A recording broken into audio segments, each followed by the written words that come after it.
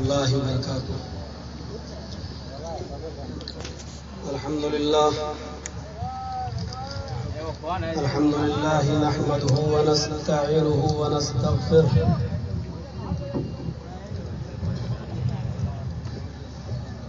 ونعوذ بالله من شرور أنفسنا ومن سيئات أعمالنا.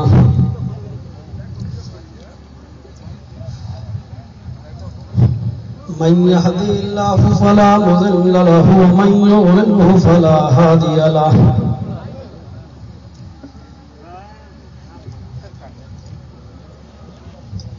وأشهد أن لا إله إلا الله وحده لا شريك له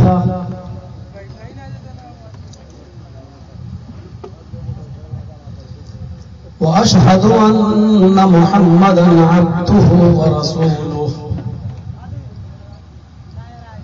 أما بعد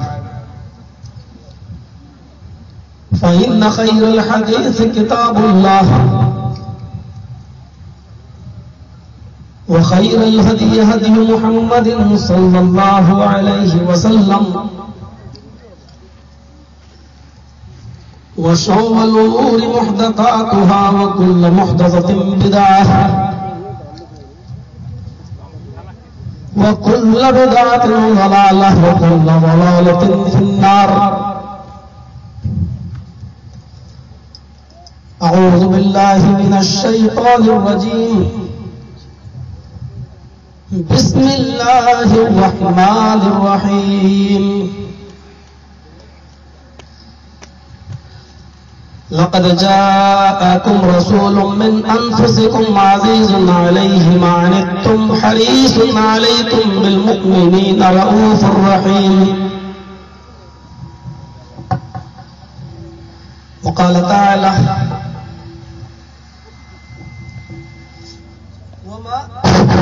وما أرسلناك إلا رحمة للعالمين.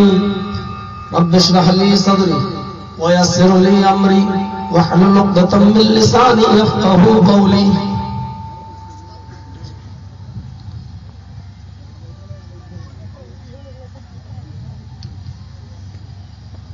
مرکزی جمعیت اہل حدیث کے ناظم عمومی اصغر علی امام مہدی حفظہ اللہ،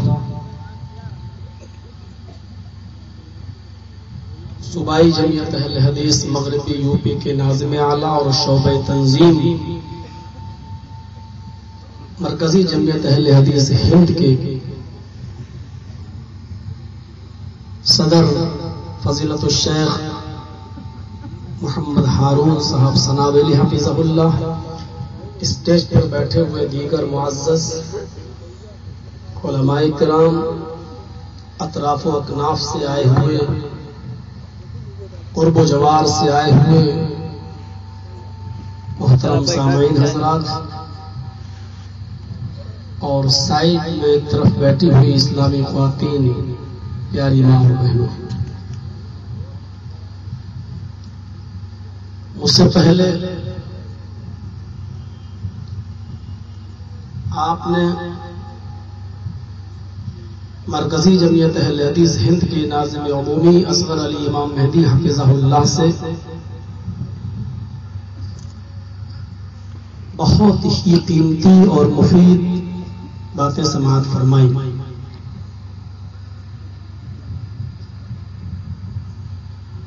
مرکزی جمعیت اہل حدیث ہند کے ناظم اعلیٰ کے لیے ہمیں اور آپ کو سب کو مل کر یہ دعا کرنی چاہیے کہ جتنی کم مدت میں موصوف نے مرکزی جمعیت اہل حدیث ہند کو آگے بڑھایا ہے اور نمایاں کارنامے انجام دیے ہیں، ان میں سر فہرست آل انڈیا اہل حدیث کانفرنسیں ہیں، اور ان کانفرنسوں کے اندر سعودی کے امام حرم شیخ سدیس صاحب اور شریم صاحب کی آمد ہے، اور جو جمعیت کا حال تھا اصغر علی امام مہدی حفظہ اللہ کے تشریف لانے سے پہلے، اس کی صورت حال کو صحیح طریقے پر لائے ترجمان اپنے وقت پہ جاری ہوا، ہندی میں اصلاح سماج جاری ہوا، انگلش میں دا سمپل ٹروتھ میگزین جاری ہوا، اور عربی میں الاستقامہ جاری ہوا، اور ابھی تک تاریخ اہل حدیث جیسی ضخیم کئی جلدوں میں کتابیں چھپ رہی ہیں، 6 جلدوں میں چھپ چکی ہیں۔ تحریک ختم نبوت جو 19 جلدوں میں چھپ رہی ہے، اس کی کئی جلدیں شائع ہو چکی ہیں۔ اسی طریقے سے المہد العالی کا قیام عمل میں آیا، اور سب سے بڑی کامیابی یہ تھی کہ مرکز کے پاس، جمعیت کے پاس اپنا کوئی آفس نہیں تھا۔ اوکھلا کے اندر عالی شان ایک بلڈنگ تیار ہوئی۔ اللہ تبارک و تعالی ناظم اعلیٰ سر علی امام مہدی حفظہ اللہ کی عمر دراز فرمائے، اور ان کے ان کارناموں کو اللہ تبارک و تعالی قبول فرمائے، اور مزید حوصلہ عطا فرمائے کہ وہ جمعیت و جماعت کے کام کو آگے بڑھائیں۔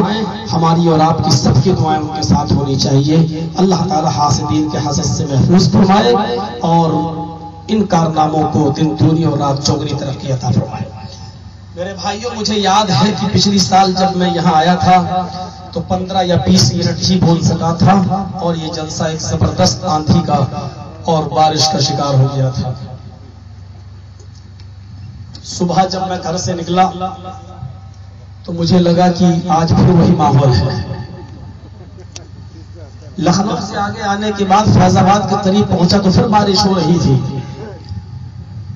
ہم لوگ راستے میں باتیں کرتے ہوئے آ رہے تھے کہ لگتا ہے کہ جرجی صاحب جب دیوریا جاتے ہیں تب بھی بارش ہوتی ہے، لیکن اللہ رب العالمین نے موسم کو سازگار کر دیا ہے۔ آپ لوگ یہاں بیٹھے ہوئے ہیں، اللہ تبارک و تعالیٰ سے دعا ہے کہ جو باتیں کہی گئی ہیں اور جو کہی جا رہی ہیں، کہنے والوں کو بھی اور سننے والوں کو بھی اس پر عمل کی پوری توفیق عطا فرمائے۔ آیت کریمہ میں نے جو تلاوت کی ہے آپ کے سامنے، وہ بہت ہی مختصر ہے لیکن بڑی جامع ہے۔ نبی اکرم جناب محمد رسول اللہ صلی اللہ علیہ وسلم کا ایک بہترین وصف اس میں بیان کیا گیا ہے۔ جس چیز کا آج جتنا زیادہ شور ہے نبی اکرم صلی اللہ علیہ وسلم کی ذات کو لے کر اور آپ کے جہاد کے حکم کو لے کر، یہ آیت نبی اکرم صلی اللہ علیہ وسلم کے ایک دوسرے وصف کو بیان کر رہی ہے کہ وہ کتنے رحم دل ہیں۔ جتنا زیادہ میڈیا میں شور مچایا گیا ہے، اس آیت کے پس منظر میں آپ دیکھیے کہ نبی اکرم صلی اللہ علیہ وسلم، ابھی میں جو واقعات آپ کے سامنے رکھوں گا اس سے آپ کو اندازہ لگے گا کہ جو اتنا رحمت والا ہو، کیا اس سے توقع لگائی جا سکتی ہے کہ وہ غیر مسلموں کو مارنے کا حکم دے گا، بچوں کو قتل کرنے کا حکم دے گا، عورتوں پر ظلم کرنے کا حکم دے گا؟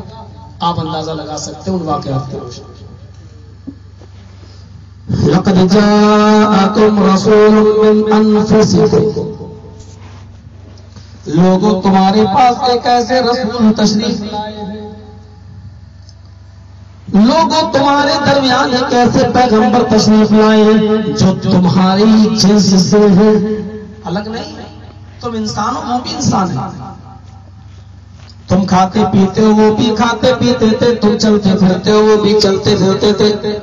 تم شادی اور بیاہ کرتے ہو، ان کی بھی شادیاں ہوئی تھی، تمہارے بیوی بچے، ان کے بھی بیوی بچے تھے۔ انفسکم، اسی طرف اشارہ کر رہا ہے، وہ تمہاری جنس سے الگ نہیں۔ لقد جاءکم رسول من انفسکم، لوگوں تمہارے درمیان ایک ایسے رسول آئے ہیں جو تمہاری جنس سے ہیں، تمہاری نفس سے ہیں۔ عزیز علیہ ما عنتم حریص علیکم بالمؤمنین، عزیز علیہ ما عنتم، تمہارے اوپر جو تنگی، جو پریشانی، جو دکھ، جو مصیبت آتی ہے وہ اس کے اوپر گرا گزرتی ہے۔ یہ وصف بتایا جا رہا ہے، عزیز علیہ ما عنتم، تمہارے اوپر جو پریشانیاں، جو مصیبتیں آتی ہیں وہ اس کے اوپر شاخ گزرتی ہیں، یعنی وہ تمہاری تکلیفوں کو اپنی تکلیف سمجھتے ہیں، تمہاری پریشانیوں کو وہ اپنی پریشانی سمجھتے ہیں۔ الفاظ دیگر میں اس کو یوں کہہ سکتا ہوں، اگر تمہارے پیر میں کانٹا چھٹتا ہے تو محمد رسول اللہ اس کانٹے کا درد، اس تکلیف کا احساس اپنے دل میں محسوس کرتے ہیں۔ تمہاری تکلیف ان کی تکلیف ہوتی ہے۔ عزیزنا علیہ ما عنتم، تمہاری پریشانیاں، تمہارے دکھ، تمہاری تکلیفیں ان کی اوپر شاد گزرتی ہیں۔ حریص علیکم، تمہارے فائدے کے وہ بڑے حریص ہیں، وہ نہیں چاہتے کہ تمہیں کوئی چیز نقصان پہنچائے، وہ تمہارے فائدے کے بڑے حریص ہیں، بڑے متمنی ہیں کہ تمہیں فائدہ پہنچے، دنیا میں بھی اور آخرت میں بھی۔ حریص علیکم بالمؤمنین رؤوف الرحیم، اور خاص طور پر مومنوں کے ساتھ ان کا بڑا اچھا معاملہ، بہت ہی مہربان ہے۔ رؤوف الرحیم، انتہائی رحم کرنے والے ہیں مومنوں کے ساتھ۔ اس کا یہ مطلب نہیں کہ غیر مسلموں کے ساتھ نہیں ہے، غیر مسلموں کے ساتھ بھی ہے، کیونکہ اللہ تبارک و تعالیٰ نے دوسری جگہ فرمایا وَمَا أَرْسَلْنَاكَ إِلَّا رَحْمَةً لِلْعَالَمِينَ، اے نبی ہم نے آپ کو ساری کائنات کے لیے رحمت بنا کر بھیجا۔ لیکن آج چونکہ میں مسلمانوں سے مخاطب ہوں، اس لیے پہلے میں وہ واقعات بتاؤں گا کہ نبی اکرم مومنوں کے ساتھ، مسلمانوں کے ساتھ کتنے رحم دل۔ موقع لگا تو غیر مسلموں کے بارے میں بھی بتاؤں گا کہ غیر مسلموں کے ساتھ آپ کا کیا معاملہ۔ ابھی ہمارے ناظم اعلیٰ بتلا رہے تھے، اصغر علی امام مہدی صاحب سمامہ ابن اسال کا واقعہ سنا رہے تھے، تو غیر مسلموں ہی کے تعلق سے تھا۔ مسجد نبوی کے ستون سے باندھ دیا گیا 3 دن تک سمامہ کو، اور بار بار پوچھا جاتا تھا، اللہ کے نبی بار بار پوچھتے تھے سمامہ کیا حال ہے، یہ کیڑا بند کروائیے کسی طریقے سے، کوئی راستہ نکالیے۔ یہ تو ایک دو منہ میں چلا گیا اور یا پائجامے کے اندر گھس گیا تو بڑی پریشانی ہوئی۔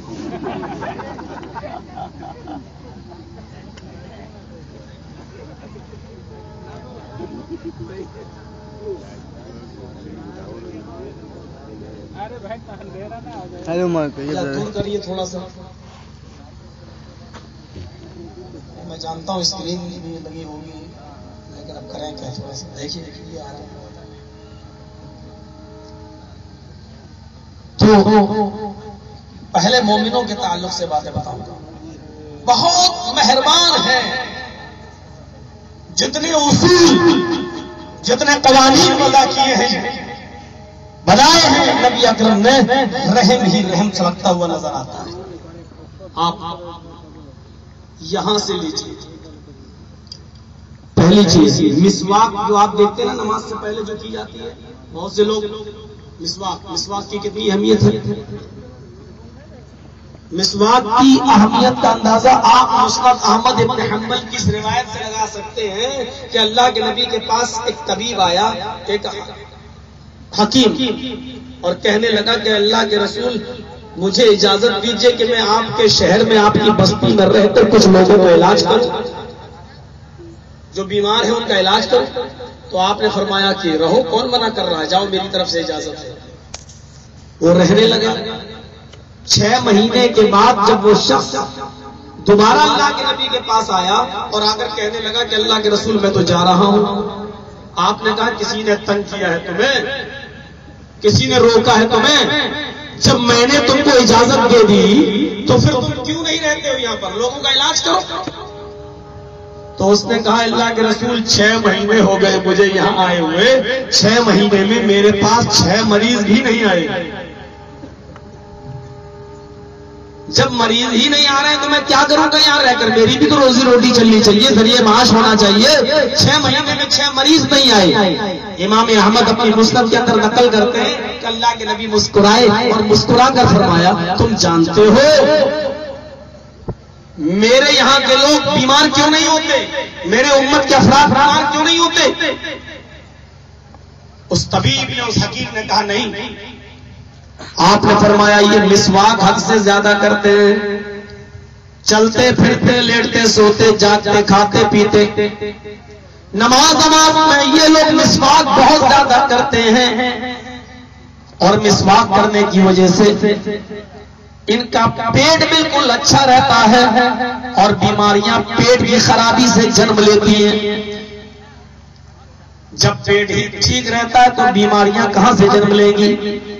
میری امت کے افراد مسواک بہت زیادہ کرتے ہیں، آپ اندازہ لگا سکتے ہیں صحابہ کرام اس مسواک کو کتنا زیادہ استعمال کیا کرتے تھے. آئیے ایک اور واقعہ آپ کے سامنے رکھوں. جب اللہ کے نبی مرض الموت میں مبتلا تھے اور آپ کی آواز بند ہو چکی تھی، صرف اشارے سے کام کرتے تھے. کوئی بات کہنا ہوتی ہے تو اشارے سے کہتے تھے، اشارے سے. پانی پینا تو اشارے سے، کوئی کام بھی کہنا ہوتا تو اشارے سے. حضرت عبد الرحمن ابن ابی بکر تشریف لاتے ہیں. اس وقت اللہ کے نبی حضرت عائشہ کی ران پر ان کی گود میں سر رکھ کر لیٹے ہوئے تھے. آواز کام نہیں کر رہی تھی، صرف اشارے سے کام ہوتا تھا. اللہ کے نبی نے اماں عائشہ کی طرف، اپنی زوجہ محترمہ کی طرف اشارہ کیا ان سے کہ عبد الرحمن، یہ تمہارے بھائی جو تشریف لائے یہ مسواک کر رہے ہیں، میں بھی مسواک کرنا چاہتا ہوں. اشارے سے کہا کہ مسواک میں کرنا چاہتا ہوں. عبد الرحمن ابن ابی بکر مسواک کر رہے ہیں، نبی نے اشارے سے وہ مسواک مانگی. بیمار ہیں، مرض الموت میں مبتلا ہیں، آخری سانسیں لے رہے ہیں، لیکن مسواک کی طرف نظر پڑتی ہے تو آپ نے وہ مسواک مانگ لی. حضرت عائشہ نے وہ مسواک جناب محمد رسول اللہ سے کو دے دی، اپنے بھائی سے لے کر نبی اکرم کو دے دی. اللہ کے نبی جب وہ مسواک کرنے لگتے ہیں تو اشارہ کرتے ہیں اماں عائشہ سے، اپنی بیوی سے، یہ تھوڑی کڑی ہے، یعنی میرے دانت کام نہیں کر رہے ہیں، اس مسواک کو تھوڑا نرم کر دو. حضرت عائشہ نے اس مسواک کو اپنے منہ میں لگایا، اپنے دانتوں سے اس کو کچل دیا، نرم کر دیا، اور پھر اس مسواک کو اللہ کے نبی کے ہاتھ میں دے دیا. پھر اللہ کے نبی مسواک کرنے لگے، مسواک کرنے لگی، اور مسواک کرتے ہی کرتے وہ مسواک ہاتھ سے چھوٹ جاتی ہے. پانی کے برتن میں اللہ کے نبی اپنے دونوں ہاتھوں کو ڈبوتے ہیں اور پانی کے چھینٹے اپنے جسم پر مارتے اور کہتے جاتے ہیں ان للموت سکرات، ان للموت سکرات. موت کے لیے بڑی بے چینیاں ہیں، موت کے لیے بڑی پریشانیاں ہیں، روح آسانی سے نہیں نکلتی ہے، موت کے لیے بڑی تکلیفیں، موت کے لیے بڑی پریشانیاں ہیں. اور یہ کہتے ہوئے اللہ کے نبی جناب محمد رسول اللہ کی نظریں آسمان سے ٹک گئی، اور آپ کے آخری جملے جو ادا ہوتے ہیں وہ یہ اقیم الصلاۃ، اقیم الصلاۃ ما ملکت ایمانکم. عائشہ لوگوں سے کہہ دینا کہ نماز پڑھتے رہے، نماز پڑھتے رہے اور اپنے غلاموں کا خیال رکھیں. یہ کہتے ہوئے کائنات کو چمکانے والا سورج، پوری دنیا کو روشن کرنے والا سورج ہمیشہ ہمیشہ کے لیے غروب ہو جاتا ہے. مجھے بتانا مقصد یہ ہے کہ یہ مسواک اللہ کے نبی جناب محمد رسول اللہ نے آخری وقت میں بھی نہیں چھوڑی، اس وقت بھی کی. اس کی اہمیت کا اندازہ آپ لگا سکتے ہیں، کتنی زبردست سنت ہے نبی کی. لیکن رحمت کا پہلو دیکھیے جو مجھے دکھانا ہے، اپنی امت کی اوپر نبی اکرم مسواک کو فرض قرار نہیں دے رہے. اپنی امت کی اوپر نبی اکرم صلی اللہ علیہ وسلم اس مسواک کو فرض قرار نہیں دے رہے، بلکہ صرف اتنا فرماتے ہیں لولا ان اشق علی امتی لامرتهم بالسواک. اگر میری امت پر مشکل نہ ہوتا، اگر میری امت پر یہ چیز پریشانی والی نہ ہوتی تو میں حکم دیتا، یعنی فرض کر دیتا کہ وہ ہر نماز سے پہلے مسواک کریں. لیکن میری امت پر یہ مشکل ہے، ہر نماز سے پہلے بیچارے کہاں سے لائیں گے مسواک. آپ لوگ تو اس گاؤں کے دیہات کے یہ پیڑ لگا ہوا توڑ لی مسواک کرنے لگے، لیکن ہم جہاں رہتے ہیں اس کے 20-25 کلومیٹر دور تک کوئی کھیت نہیں ہے، کوئی درخت ہمیں نہیں ملتا ہے. اچھا آپ بتائیے، ہم جیسے لوگ جو بیچوں بیچ شہر میں رہتے ہیں، ہم لوگ کہاں جائیں گے مسواک لینے کے لیے؟ کہاں توڑ کے لاتے؟ اگر یہ مسواک فرض ہو جاتی تو پھر ہم لوگوں کے لیے کتنی دقت ہوتی، یا شہر میں رہنے والے لوگوں کے لیے کتنی پریشانی ہوتی. میرے پیارے ساتھیوں، ذرا غور کیجئے نبی اکرم صلی اللہ علیہ وسلم کی رحمت کے پہلوؤں پر کہ یہ امت کے اوپر کتنا بڑا رحم ہے کہ اللہ کے نبی صلی اللہ علیہ وسلم نے مسواک جیسی اہم سنت کو، جس کو انتقال سے پہلے بھی نہ چھوڑا ہو، عبد الرحمن ابن ابی بکر سے وہ مسواک لے لی ہو، حضرت عائشہ کے دانتوں سے آپ نے اس کو نرم کروایا ہو، اور آپ نے وہ مسواک انتقال سے پہلے بھی کی ہو. اتنی زبردست اور اتنی بڑی سنت، لیکن اس کے باوجود نبی اکرم نے اس کو فرض قرار نہیں دیا اپنی امت کے لیے. یہ رحمت نہیں تو اور کیا ہے. عزیزٌ علیہ ما عنتم حریصٌ علیکم بالمؤمنین رؤوف الرحیم، مومنوں کے لیے بڑا مہربان ہے، مومنوں پر بڑا شفیق ہے، مومنوں کے لیے بڑا رحم دل ہے۔ یہ رحم ہے نبی اکرم کا مومنوں کے لیے۔ آئیے ایک اور رحمت کا پہلو دکھلاتے ہیں ہم، اور میڈیا والے ہوں تو لکھیں، کم سے کم کبھی سچائی بھی لکھ دیا کرو۔ یہ میڈیا کے اوپر تو مجھے بڑا ترس آتا ہے، اس بیچاری کو کیا کہیں، لنگڑی، لولی یا پاہج یا غلام۔ کبھی کبھی مجھے مثال دینا پڑتی ہے آج کل کی میڈیا کتنی حرامی ہوئی، اتنی نالائق ہو گئی ہے کہ اس کو بس خبر چاہیے، بس پیسہ مل گیا بس اس کی خبر۔ آپ نے دیکھا ہوگا ایک لفظ آیا ہے مہابھارت میں، ہر ہر مہادیو۔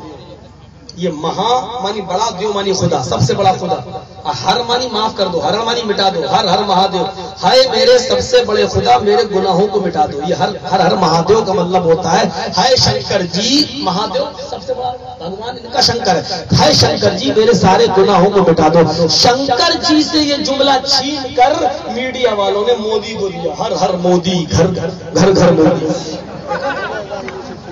جو لوگ شنکر بھگوان سے جملے چھین کر مودی کو دے سکتے ہو، جو شنکر بھگوان کے نہیں ہوئے وہ تمہارے کیا ہو؟ کیا وہ ہمارے کیا؟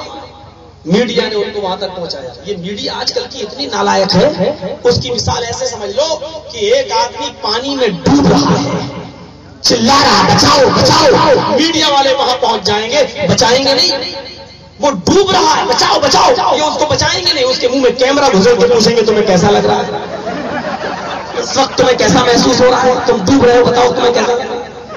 یہ آج کل کی میڈیا اتنی نالائق ہے، اس لیے میں کہہ رہا ہوں میڈیا والوں، اگر تم اپنے باپ کی اولاد ہو اور اپنی ماں کا حلال دودھ پیا ہو تو سچائی لکھنا۔ مجھے معلوم ہے تم کیا لکھو گے، اور اب تو میں نے تمہارے خلاف بول دیا، اب کیا لکھو گے مجھے پتا نہیں، لیکن کوئی اسلام تمہارا محتاج نہیں ہے، تمہارا محتاج نہیں ہے، نہ تمہارے پرچار کا محتاج ہے۔ میرے بھائیوں بس سچائی اس لیے میں نے کہہ دی، اگر تم اپنے باپ کی اولاد ہو اور اپنی ماں کا حلال دودھ پیا تو سچائی لکھو، ورنہ جھوٹ تو تم لکھ ہی رہے ہو۔ یہ رحمت کا پہلو میں دکھلا رہا ہوں نبی اکرم کا، جو فرض نہیں کیا آپ نے اپنی امت پر۔ ایک اور پہلو دیکھو، 3 لوگوں کی جماعت نبی اکرم کی بیویوں کے پاس جاتی ہے، ثلاثۃ رحت الی بیوت ازواج النبی صلی اللہ علیہ وسلم، 3 لوگوں کی جماعت نبی اکرم کے پاس جاتی ہے، صحابی ہے۔ بھیا جلدی کرو، سارے لوگ تم ہی دیکھ رہے ہیں، ہم کو کیا دیکھیں گے؟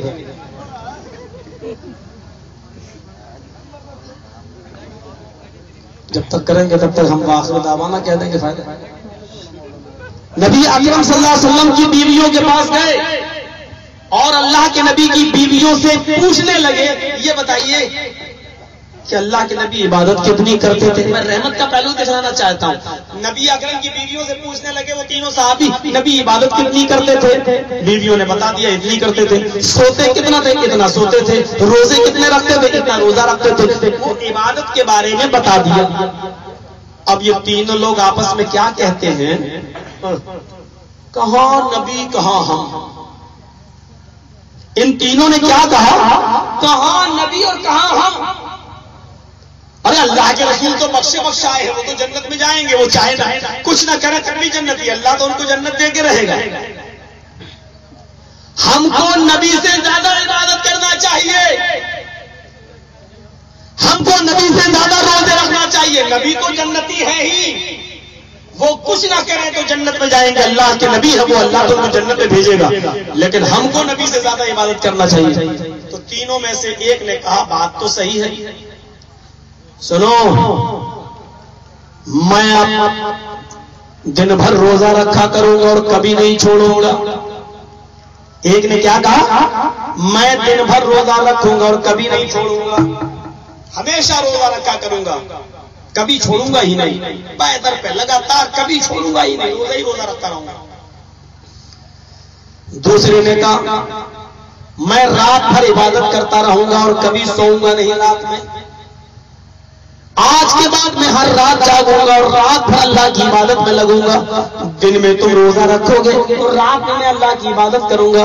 اب تیسرا بچہ وہ کہتا ہے میں دن میں روزہ بھی رکھوں گا اور رات میں نماز بھی پڑھوں گا اور میں اپنی بیوی کے قریب نہیں جاؤں گا. کون بیویوں کے قریب جائے گی پھر فجر کی نماز چھوڑے؟ بیوی اور بچوں کی جھمیلے میں پڑیں گے تو عبادت کا نقصان ہوگا. اس لیے میں نکاح نہیں کروں گا, شادی نہیں کروں گا, یا اپنی بیوی سے ہی الگ رہوں گا, قطع تعلق کر لوں گا, اپنی بیوی کے قریب نہیں جاؤں گا. دن میں روزہ بھی رکھوں گا اور رات میں نماز بھی پڑھوں گا. تین لوگوں نے تین قسم کی بات کی.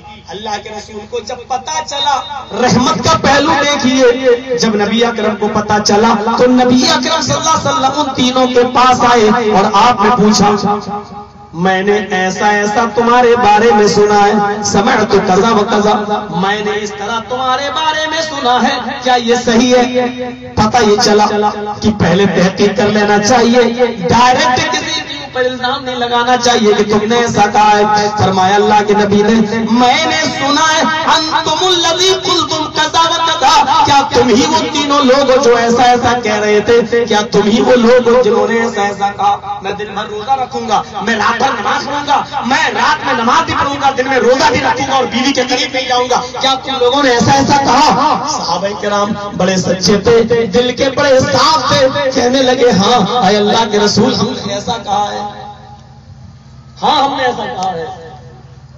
تو اللہ کے نبی نے ان سے پوچھا تم اللہ سے زیادہ ڈرتے ہو یا میں؟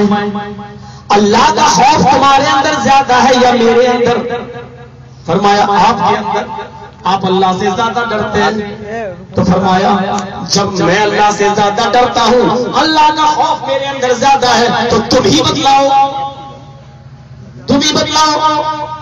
جب میں تم میں سب سے زیادہ اللہ سے ڈرنے والا ہوں اور اللہ کا خوف میرے اندر سب سے زیادہ ہے, تو میرا حال یہ ہے کہ میں رات میں سوتا بھی ہوں اور آخری پہر اٹھ کر اللہ کی عبادت بھی کرتا ہوں. میرا حال یہ ہے کہ میں اپنی بیویوں کے حقوق بھی ادا کرتا ہوں اور کبھی نفلی روزہ رکھتا بھی ہوں اور کبھی چھوڑتا بھی ہوں. یہ میرا حال ہے کہ روزہ رکھتا بھی ہوں نفلی اور چھوڑتا بھی ہوں, رات میں سوتا بھی ہوں, یعنی آنکھ کا بھی حق ادا کرتا ہوں اور رات کے آخری میں اٹھ کر اللہ کی عبادت بھی کرتا ہوں اور بیویوں کے حقوق ادا بھی کرتا ہوں اور کبھی چھوڑ بھی دیتا ہوں. یہ میرا حال ہے اور یہی میری سنت ہے, یہی میرا طریقہ ہے. اگر تم نے میرا یہ طریقہ چھوڑ دیا, یعنی اگر تم نے ایسا نہیں کیا جیسا میں کرتا ہوں, آپ نے فرمایا فمن رغب عن سنتی فلیس منی, تو آج کے بعد تم مسلمان نہیں, مجھ میں سے نہیں, میرے امتی نہیں کہلاؤ گے, یعنی مجھ سے نشکاشت کر دیے جاؤ گے, نکال دیے جاؤ گے, مجھ میں سے نہیں رہو گے,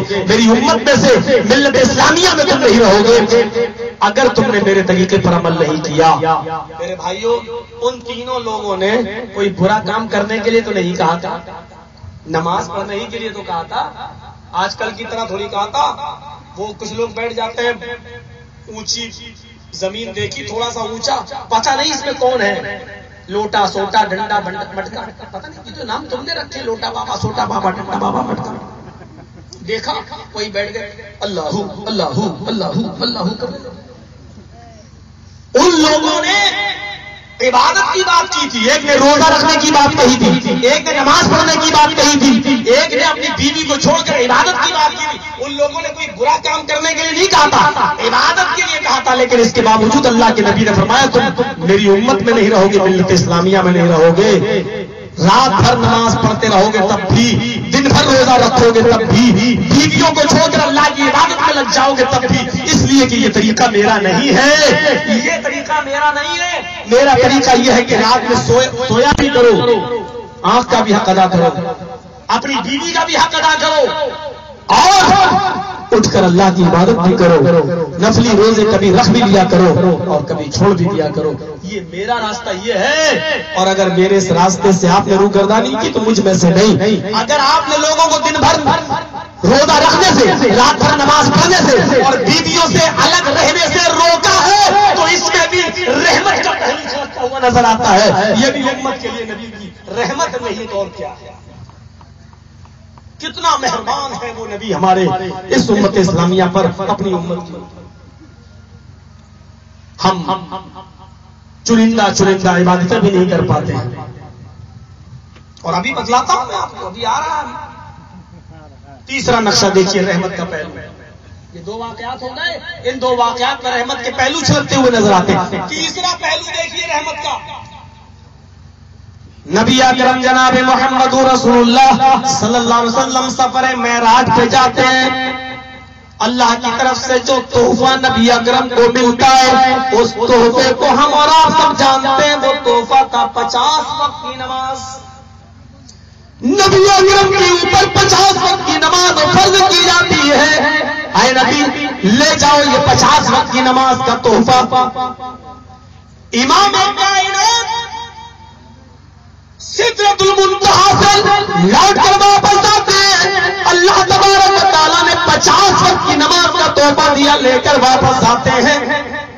نبی اکرم چھٹے آسمان پر واپس آتے ہوئے چھٹے آسمان پر آئے تو حضرت موسیٰ علیہ السلام مل گئے. کہنے لگے اے محمد صلی اللہ علیہ وسلم آپ کو آپ کے رب کی طرف سے کیا تحفہ ملا ہے؟ کون سی چیز ملی ہے؟ دنیا میں کیا لے کر جا رہے ہو؟ نبی اکرم نے مسکرا کر جواب دیا اے موسیٰ اللہ نے میری اوپر میری امت کی اوپر 50 وقت کی نماز فرض کی ہے. اللہ نے میرے اور میری امت کی اوپر 50 وقت کی نماز فرض کی ہے. حضرت موسیٰ چونک گئے. تعجب میں پڑھتے کتنی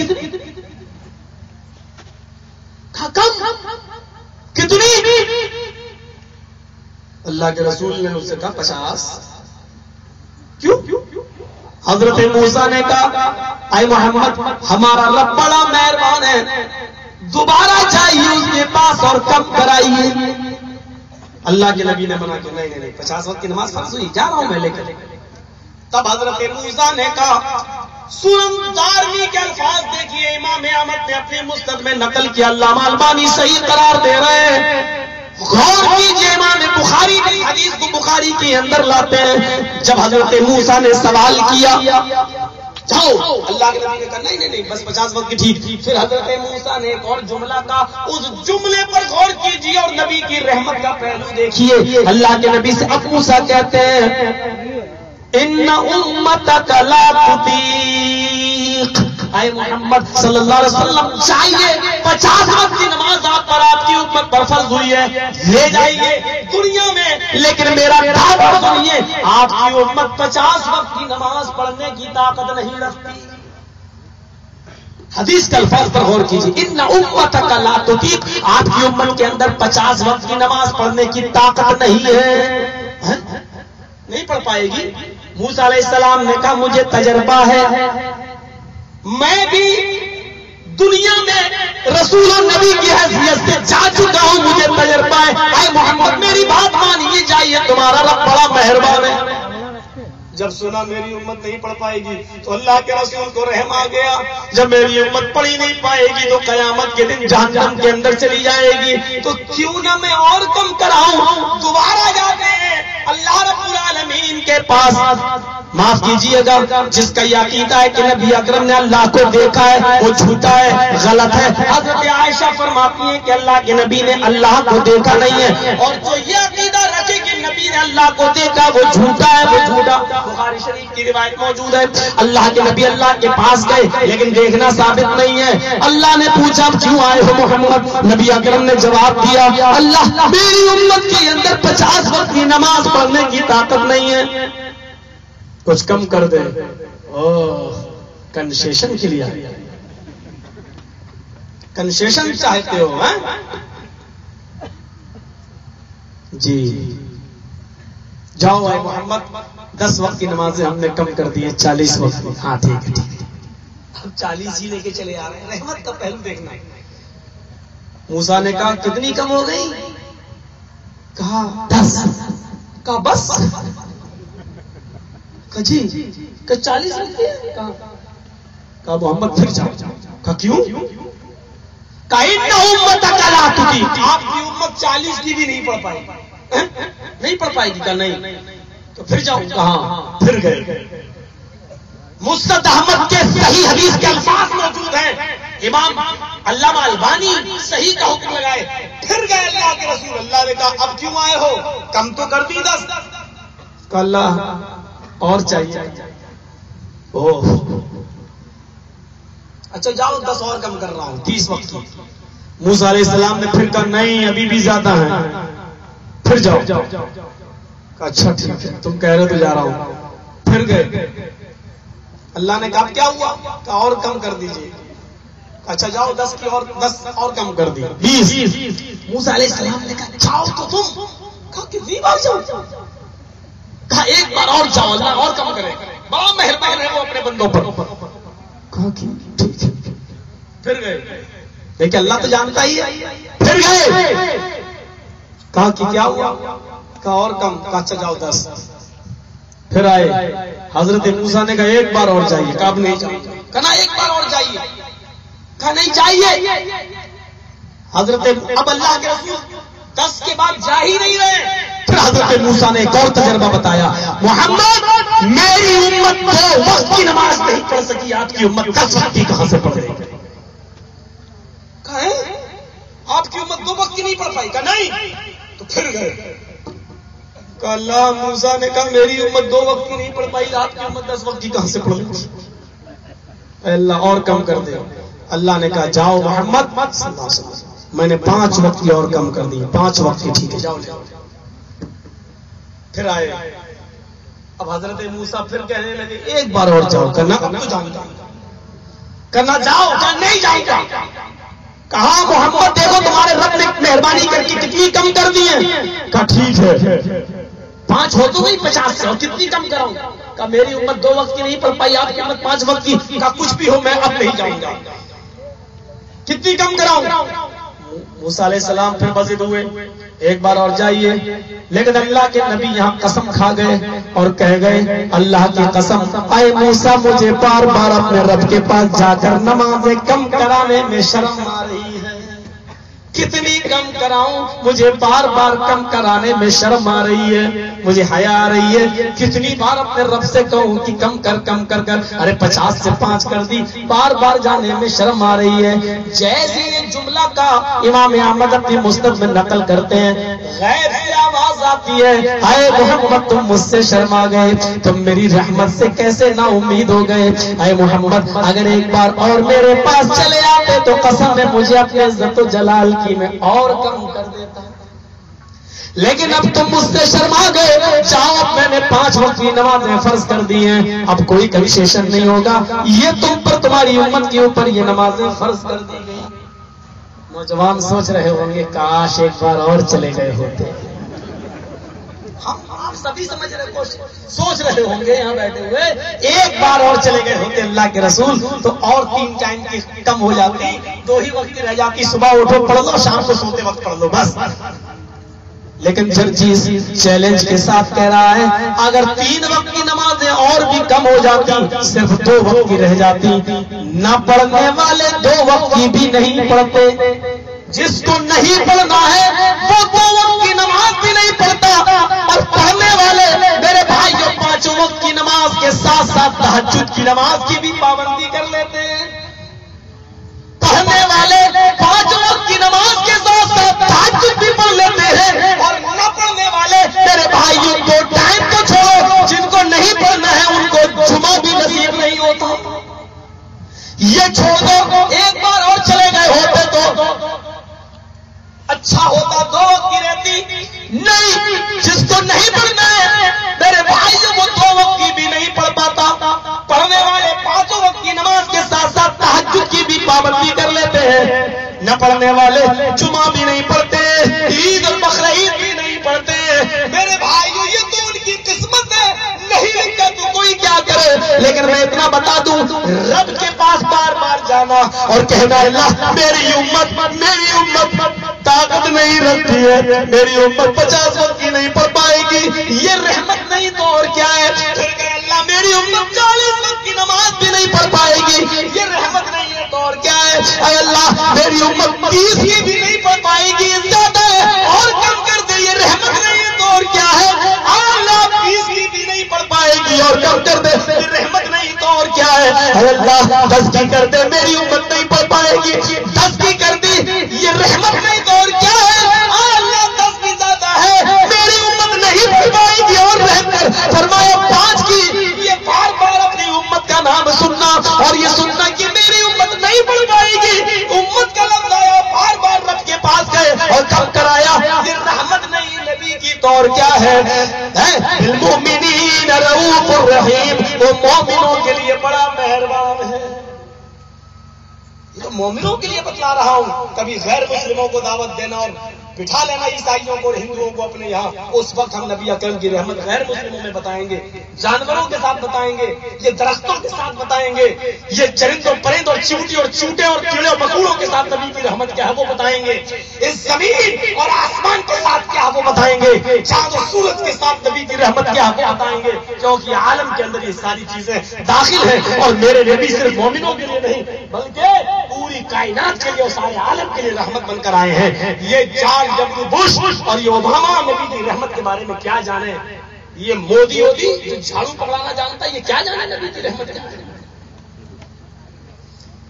1947 کے بعد سے لے کر اب تک جتنے بھی اس دیش میں پردھان منتری آئے, جتنے بھی, ان میں سب سے بڑا جھوٹا اگر کوئی پردھان منتری آیا ہے تو یہ نریندر مودی ہے. یہ اپنے اماں کے پیٹ سے پیدا ہوتے وقت بھی جھوٹ بول کے آیا ہوا, اتنا بڑا جھوٹا ہے. اچھے دن لائیں گے. میرے فیس بک پر کسی نے ڈالا کہ مودی اور دھونی دونوں ایک ساتھ بیٹھے ہوئے ہیں, تو مودی نے کہا کہ مجھے امید تھی کہ تم ورلڈ کپ لے کے آؤ گے, ایسی بھاگ آئے. تو دھونی نے کہا مجھے بھی امید تھی کہ آپ اچھے دن لے کے آئیں گے, لیکن آپ بھی تو نہیں لے کے آئے. کبھی کبھی اچھی باتیں بھی آ جاتی ہیں فیس بک پر, ویسے تو بہت گندی چیز ہے. صحیح استعمال اگر ہو تو صحیح ہے. تو میرے بھائیوں 10 لاکھ 15 لاکھ روپے آئے گا, کالا دھن آ جائے گا, اتنے دن میں آ جائے گا, 100 دن میں آ جائے گا, چھوٹ دیا بیٹھا ہے. اور ہندو دھرم میں بھگوان کی کوئی حیثیت تو نہیں, شنکر بھگوان سے جملہ چھین لیا. ہندو دھرم میں بھگوان کیا ہوتا بتاؤں. ایک لڑکا ڈوب رہا ہے, مولانا جرجیز تیرنا جانتے گئے, اس کو بچا لیا, نکل لیا, اس کو بیچارہ بچ گیا جان دینے سے. اس کا باپ آیا کہنے لگا ارے آپ تو بھگوان ہیں, آپ نے میرے بچے کو بچا لیا, لیجیے میں بھگوان ہوں.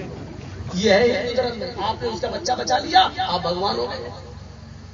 سچن تندولکر نے سب سے زیادہ رن بنائے, یہ بھگوان ہو گیا کرکٹ کی دنیا میں. وہ آسارام بابو ہیلی کاپٹر سے گر گیا نیچے, سب مر گئے یا گھائل ہو گئے اور اس کو کھروچ بھی نہیں آئی.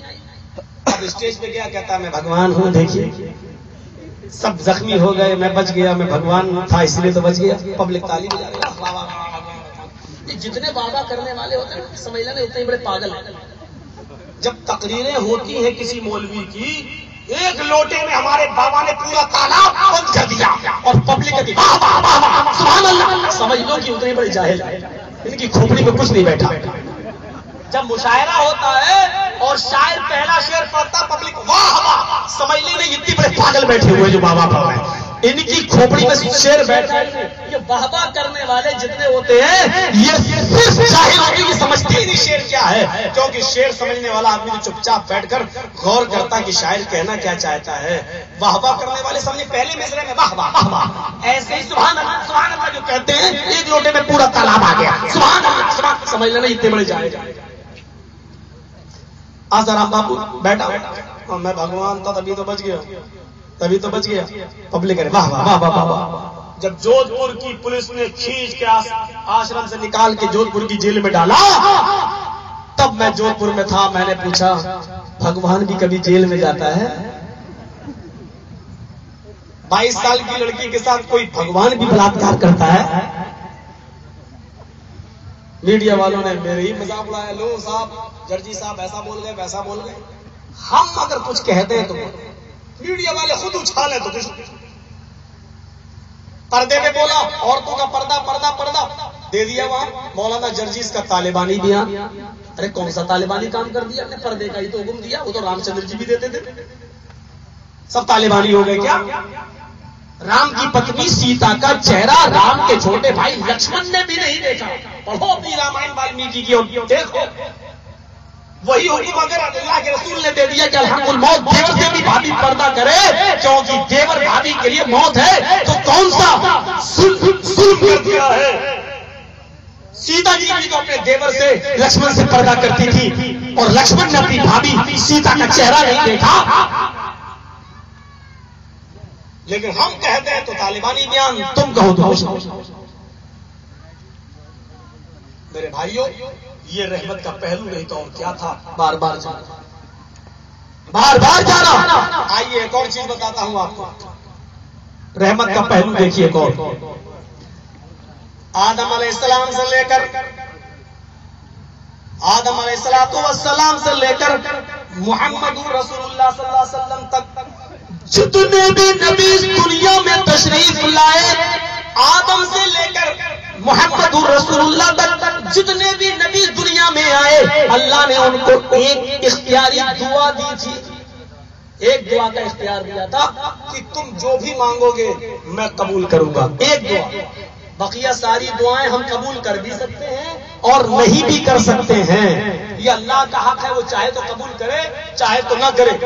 जैसे हजरत नूह ने कहा, ऐ अल्लाह मेरे बेटे को बचा ले, लेकिन अल्लाह ने कबूल नहीं किया। इब्राहिम अलैहिस्सलाम ने कहा, अल्लाह मेरे बाप को जहन्नम में मत डालना, लेकिन अल्लाह ने कबूल नहीं किया। अल्लाह के नबी ने अपने चचा अबू तालिब से कहा था कि मेरे कान में पढ़ दो ला इलाहा इल्लल्लाह, हम आप अल्लाह ताला से शिफाअत करा लेंगे। अबू तालिब नहीं माने, लेकिन अल्लाह के रसूल सल्लल्लाहु अलैहि वसल्लम ने कहा कि मैं तुम्हारे लिए दुआ करूंगा। अल्लाह ने मना कर दिया। आए अबू मोहम्मद, अगर तुम अपने चचा के लिए दुआ 70 मर्तबा भी करोगे तो हम कबूल नहीं करेंगे। ये अल्लाह का हक है, वो चाहे तो कबूल करे या ना करे, क्योंकि अल्लाह किसी का बदल नहीं है, चाहे वो नबी क्यों ना हो, चाहे वो रसूल ही क्यों ना हो। अल्लाह किसी से नहीं करता है, उसका इख्तियार वो चाहे तो कबूल करे और चाहे तो ना करे। लेकिन अल्लाह ताला ने एक दुआ का इख्तियार दिया था, ऐ पैगंबरों नबियों, तुम्हारी एक दुआ हम जरूर कबूल करेंगे, मांगो तुम्हें जो मांगना हो। आदम से लेकर ईसा तक जितने भी नबी आए, उन्होंने अपनी अपनी एक एक दुआ मांग ली, एक एक इख्तियारी दुआ जो थी वो मांग ली, और अल्लाह ने उनको दुनिया ही में सब कुछ दे दिया। जो मांगा दुनिया ने पूरी कर दी, जो भी मांगा उन्होंने इख्तियारी दुआ पूरी कर दी। अल्लाह ने अपने नबी मुहम्मद रसूलुल्लाह से भी फरमाया कि आए मेरे नबी, आए मेरे हबीब, आए मेरे हबीब, आप बताओ आपको क्या चाहिए, आपको कौन सी दुआ चाहिए, आपको क्या चाहिए, हम आपकी भी दुआ कबूल करेंगे, हम आपको भी इख्तियारी दुआ देते हैं। हजरत आयशा फरमाती है, नबी अकरम सल्लल्लाहु अलैहि वसल्लम को जब इख्तियारी दुआ का हक दिया गया तो मैंने कहा, ऐ अल्लाह के नबी, हम लोगों की माशी हालत बड़ी कमजोर है, खाने पीने में बड़ी तकलीफ होती है, कुछ मांग लो अल्लाह से, जिंदगी अच्छी तरीके से गुजर जाएगी। अल्लाह के रसूल, अल्लाह ने इख्तियार दिया है, मांगो, वो देने के लिए तैयार है। नबी अकरम फरमाते हैं, आयशा नहीं नहीं, अल्लाह ने मुझे इख्तियारी दुआ दी है कि जो मांगोगे एक दुआ इख्तियार देता हूं, जो मांगोगे हम सुनेंगे। हम वो दुआ छिपा रहे हैं, हम वो दुआ इस दुनिया में नहीं मांगेंगे, हम वो दुआ इस दुनिया में नहीं मांगेंगे, हमने वो दुआ छिपा ली है। आयशा, कयामत के दिन अल्लाह तबारक व तआला से मैं कहूंगा, ऐ अल्लाह तूने एक दुआ का इख्तियार दिया था, मैंने वो दुआ दुनिया में नहीं मांगी है, आखिरत में मुझे हक दे के मैं वो दुआ मांगू। तूने एक इख्तियारी दुआ सुनने का और कबूल करने का वादा किया है। आयशा, जब मेरे रब मुझसे कयामत के दिन कहेगा, हाय मोहम्मद तुमने दुनिया में वो इख्तियारी दुआ नहीं मांगी है, मैं तुम्हें आखिरत में आजाद करता हूँ, आखिरत में मैं तुम्हें हक देता हूँ, मांगो। आयशा, मैं वो आखिरत में मांगूंगा, वो दुआ मैं आखिरत में मांगूंगा, अल्लाह से सवाल करूंगा। हजरत आयशा फरमाती है, अल्लाह के रसूल, आखिरत में आप अल्लाह से क्या मांगेंगे? अगर अल्लाह आपको उस इख्तियारी दुआ का इख्तियार देगा तो आप अल्लाह ताला से कयामत के दिन क्या मांगेंगे, कौन सी चीज मांगेंगे? फरमाया, आयशा, शिफाअतल उम्मती, कयामत के दिन मैं अपने गुनाहगार उम्मतियों की सिफारिश मांगूंगा, शिफाअत का हक मांगूंगा, अल्लाह से कहूंगा, अल्लाह ये मेरे गुनाहगार उम्मती हैं, इनको बख्श दे और जन्नत में दाखिल कर दे। मेरे प्यारे साथियों, नबी अकरम ने उस दुआ को छिपा लिया है जो अल्लाह ने कहा था कि हम पूरी करेंगे, मांगो, लेकिन अल्लाह के रसूल ने उस दुआ को कयामत के दिन मांगने के लिए छुपाया है, और कयामत के दिन अपनी उम्मत की शिफाअत और सिफारिश के लिए छुपाया है कि मैं सिफारिश और शिफाअत मांगूंगा। ये नबी की रहमत नहीं है मेरे भाइयों, तो और क्या है? یہ رحمت للعالمین تھے جناب محمد رسول اللہ صلی اللہ علیہ وسلم، اور یہ امت کے لیے رحمت تھی۔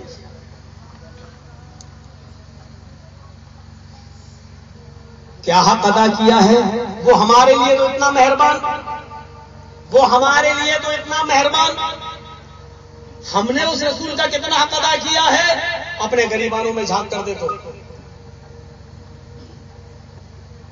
ہر مسلمان اپنے غریبانوں میں جھانک کر دیکھے گی ہم نے کیا حق ادا کیا ہے۔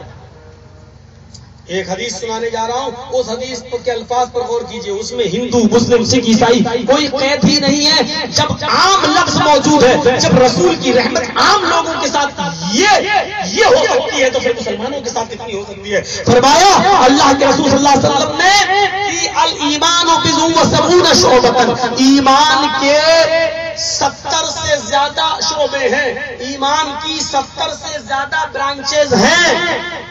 سب سے افضل برانچ کیا ہے ایمان کی؟ فافضلها قول لا الہ الا اللہ، سب سے افضل برانچ یہ ہے لا الہ الا اللہ کہنا، لا الہ الا اللہ، اللہ کے علاوہ کوئی معبود نہیں، اس بات کا اقرار کرنا۔ وَأَدْنَاهَا، اور ایمان کی سب سے ادنا سب سے نیچی برانچ کیا ہے؟ لیکن یہ بھی ایمان میں سب سے نیچی ہے تو کیا ہوا؟ لیکن یہ بھی ایمان کا حصہ ہے۔ فرمایا سب سے نیچی سب سے نچلی برانچ یہ ہے اماطۃ الاذى عن الطریق، راستے میں کوئی تکلیف دینے والی چیز پڑی ہوئی ہے اس کو راستے سے ہٹا دینا۔ کوئی پتھر راستے میں پڑا ہے، اپنی گاڑی روکیے، اس پتھر کو راستے سے ہٹا دیجئے۔ راستے میں کوئی کیلے کا چھلکا پڑا ہوا ہے، آپ موٹر سائیکل پر ہیں، آپ چاہے کتنی جلدی میں ہو، اپنی گاڑی روکیے اور آپ اس کیلے کے چھلکے کو اٹھا کر نالی میں یا سڑک کے کنارے پھینک دیجئے۔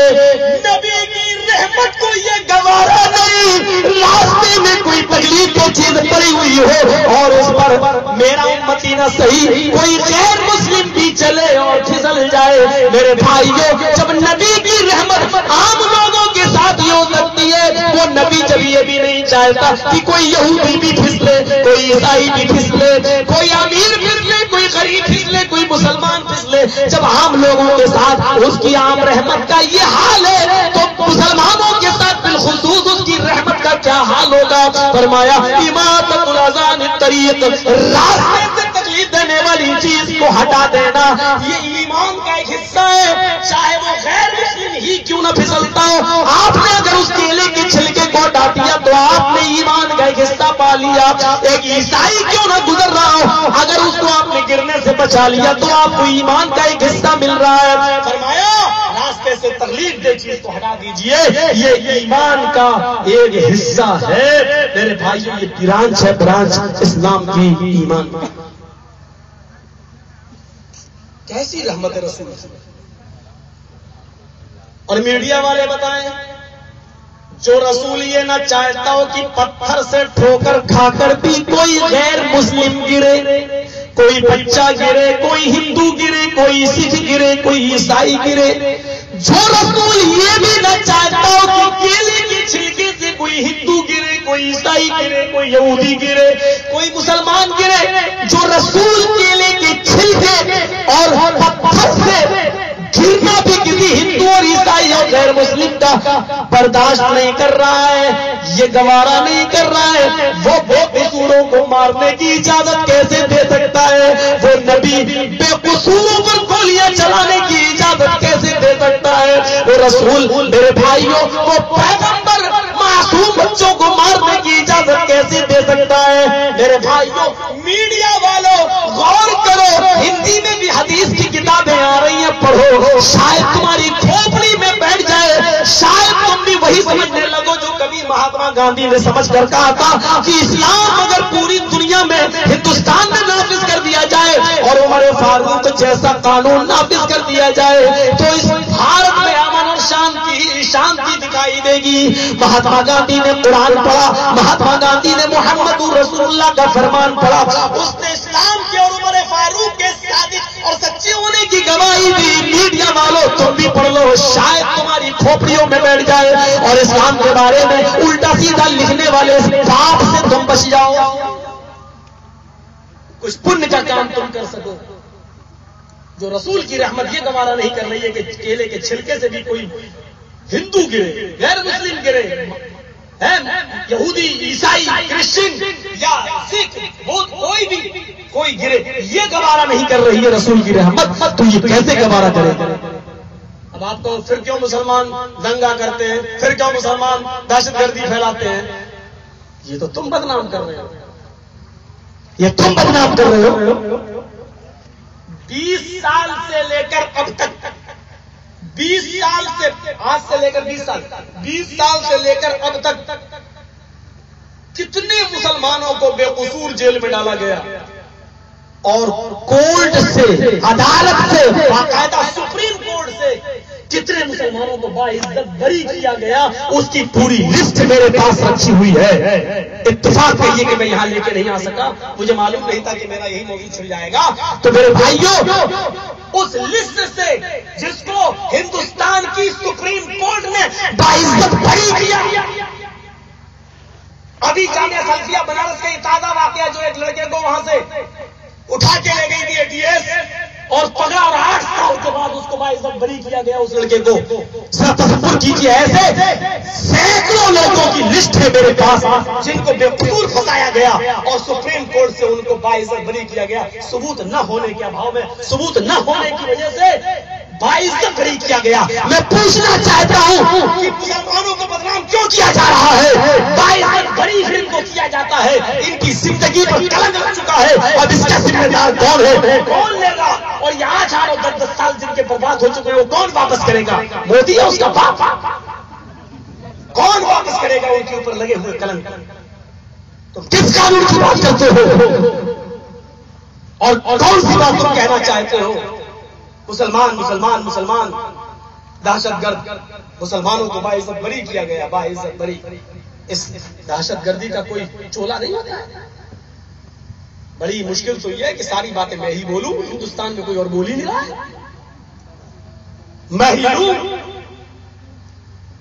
6 بار جیل میں جا چکا ہوں، اور اب اتنی عادت بن چکی ہے جیل میں جانے کی کہ اب پولیس والے جب لے کے جاتے ہیں اور لوگ کھڑے ہو کر پوچھتے ہیں مولانا کہاں جا رہے ہیں، تو میں کہہ دیتا ہوں سسرال۔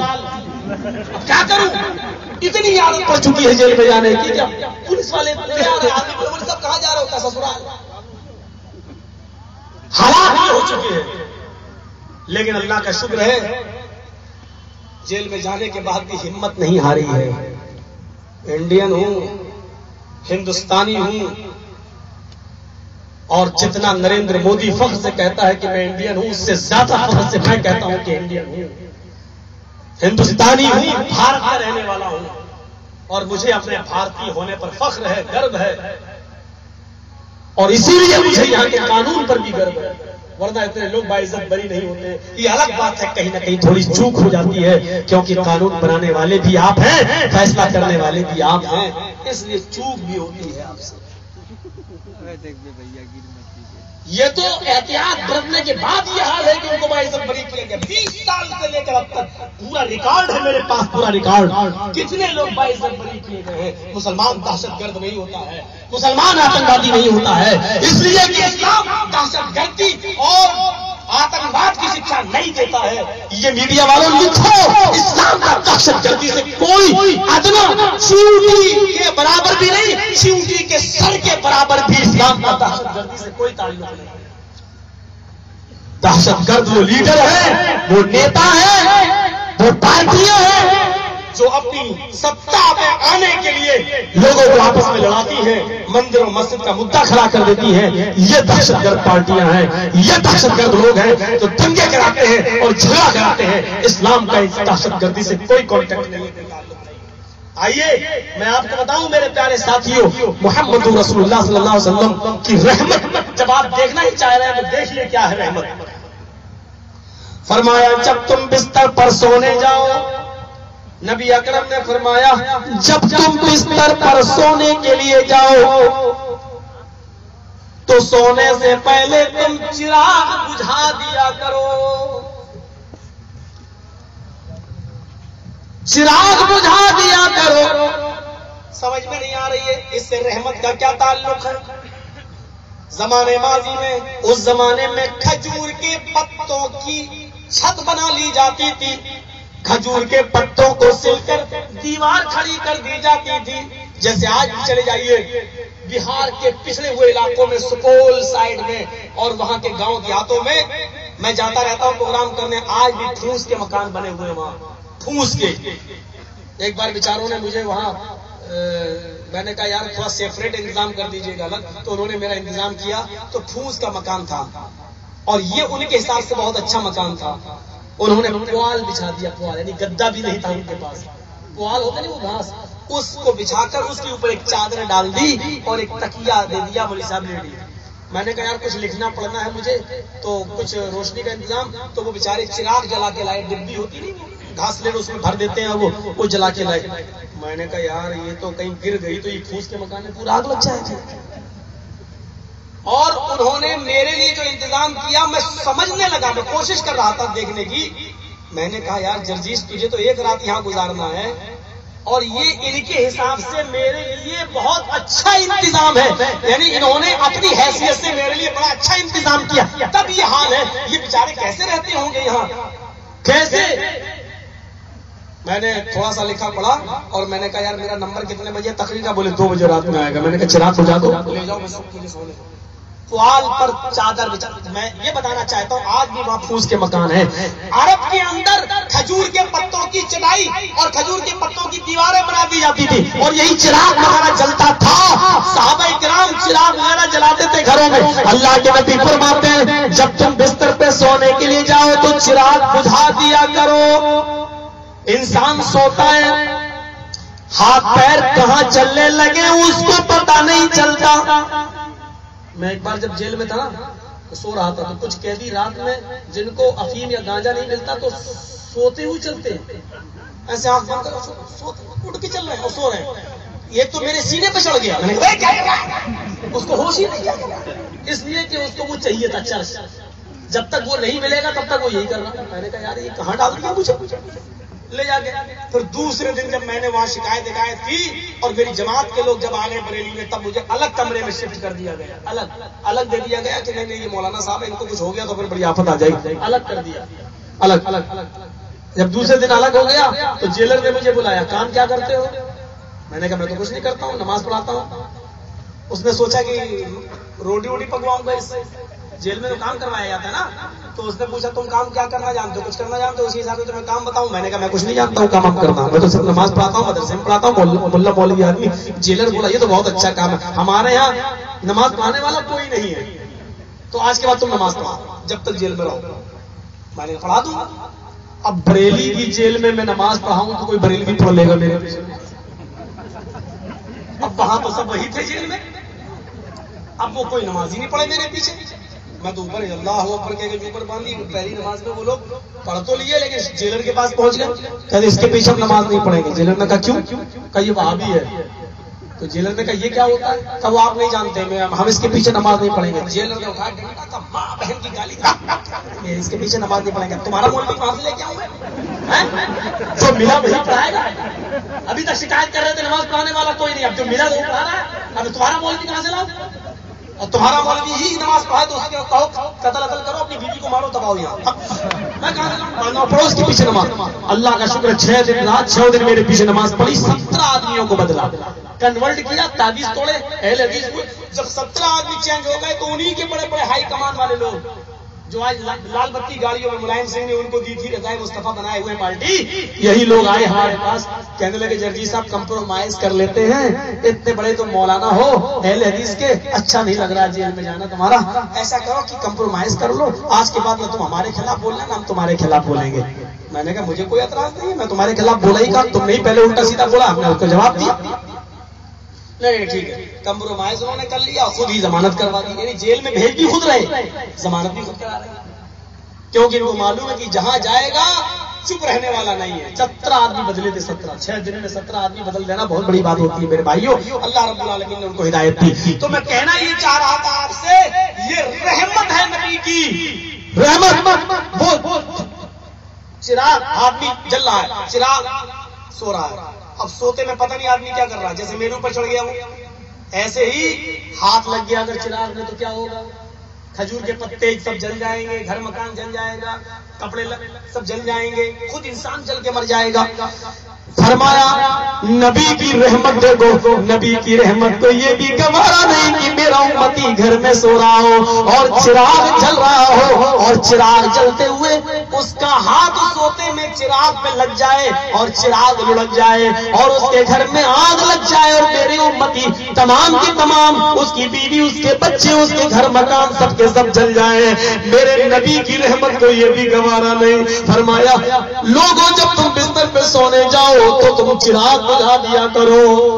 چراغ کے حکم میں لائٹیں بھی ہیں، یہ لائٹیں جو جل رہی نا بلب وغیرہ، یہ بھی بجھا دینے کا حکم ہے، کیونکہ چراغ بجھا دینے کا حکم ہے تو اس کا بھی، کیونکہ تار اس میں بھی شارٹ ہو سکتا ہے، ہائی وولٹیج آئے تو فوراً آگ بھی لگ سکتی ہے، اور اس میں زیادہ آگ لگ رہی ہے آج کل لائٹ میں، تو میرے بھائیوں یہ بھی چراغ ہی کے حکم میں ہے، اس لیے چراغ بجھانے کے آج کے اس ماڈرن ماحول میں اس حدیث کو چسپا کیا جائے گا لائٹ بجھانے پر، یعنی جب بھی تم بستر پہ سونے جاؤ تو لائٹ بجھا کر سویا کرو، لائٹ بجھا کر۔ میرے نبی کی رحمت کو یہ گوارا نہیں ہے میرے بھائیوں کی، میرا امتی جل کر۔ ایک اور حدیث دیکھیے، اللہ کے نبی فرماتے ہیں جب تم بستر پہ سونے جاؤ، سونے کے تعلق سے، جب تم بستر پہ سونے جاؤ تو اپنے بستر کو 3 مرتبہ پہلے جھاڑ لو۔ کیا رحمت ہے! اپنے بستر کو اپنے کپڑے سے 3 مرتبہ جھاڑ لو، اس کے بعد اس بستر پہ قبلہ رخ ہو کر بیٹھ جاؤ، اور اس کے بعد یہ دعا پڑھو، ایک بار سورۃ الفاتحہ، ایک بار سورہ بقرہ کا پہلا رکوع، آخری رکوع، آیت کرسی، 4 قل، اور ان دعاؤں کو پڑھ کر تم اپنے دونوں ہاتھوں پر دم کر لو، اور اوپر سے نیچے تک پورے کے پورے جسم کے اوپر ہاتھ پھیر لو، دایاں ہاتھ بائیں پر، پھر بایاں ہاتھ دائیں پر پھیر لو، اس کے بعد تم بستر پہ سویا کرو۔ ایسا کرنے سے فرشتہ تمہاری حفاظت کے لیے مسلط کر دیا جاتا ہے، ایک فرشتہ تمہاری حفاظت کے لیے مسلط کر دیا جاتا ہے۔ یہاں رحمت کا پہلو یہ ہے کہ جب تم بستر پہ جایا کرو تو اپنے بستر کو جھاڑ لیا کرو۔ اس زمانے میں اتنی روشنیاں نہیں ہوا کرتی تھی، چھپکلیاں وغیرہ اور کیڑے مکوڑے اور زہریلے کیڑے مکوڑے زیادہ نکلا کرتے تھے۔ محمد رسول اللہ صلی اللہ علیہ وسلم فرماتے ہیں ایسا نہ ہو کہ تم عشاء کی نماز پڑھ کے آؤ، تمہاری آنکھیں چھپنے لگے، نیند میں ڈوبنے لگے، اور تمہیں آتے ہی بستر کے اوپر لیٹ جاؤ، لیٹ جاؤ، اور بستر پہ کوئی چھپکلی پڑی ہو، یا بستر پہ کوئی خطرناک جانور یا زہریلا جانور ہو اور وہ تمہیں کاٹ لے، تمہیں ڈس لے، اور اس کے زہر سے تم مر جاؤ۔ فرمایا میرے ساتھیوں آپ کا حکم دیکھو کیا ہے، فرمایا میرے ساتھیوں جب تم بستر پہ سونے جایا کرو تو بستر کو پہلے 3 مرتبہ جھاڑ لیا کرو۔ جب تم بستر کو 3 مرتبہ جھاڑو گے تو خطرناک موذی جانور بھی اگر بستر پر ہوگا تو اس کو بھی آپ جھاڑ دو گے، باہر چلا جائے گا، کم سے کم وہ بستر جھاڑ دیں گے تو خطرناک جانور بھی وہاں سے ہٹ جائے گا، تب تم آسانی سے سو سکتے ہو اور تمہیں نیند آ سکتی ہے اور تم اپنی جان کو دینے سے محفوظ رہ سکتے ہو، تمہاری جان بچ سکتی ہے۔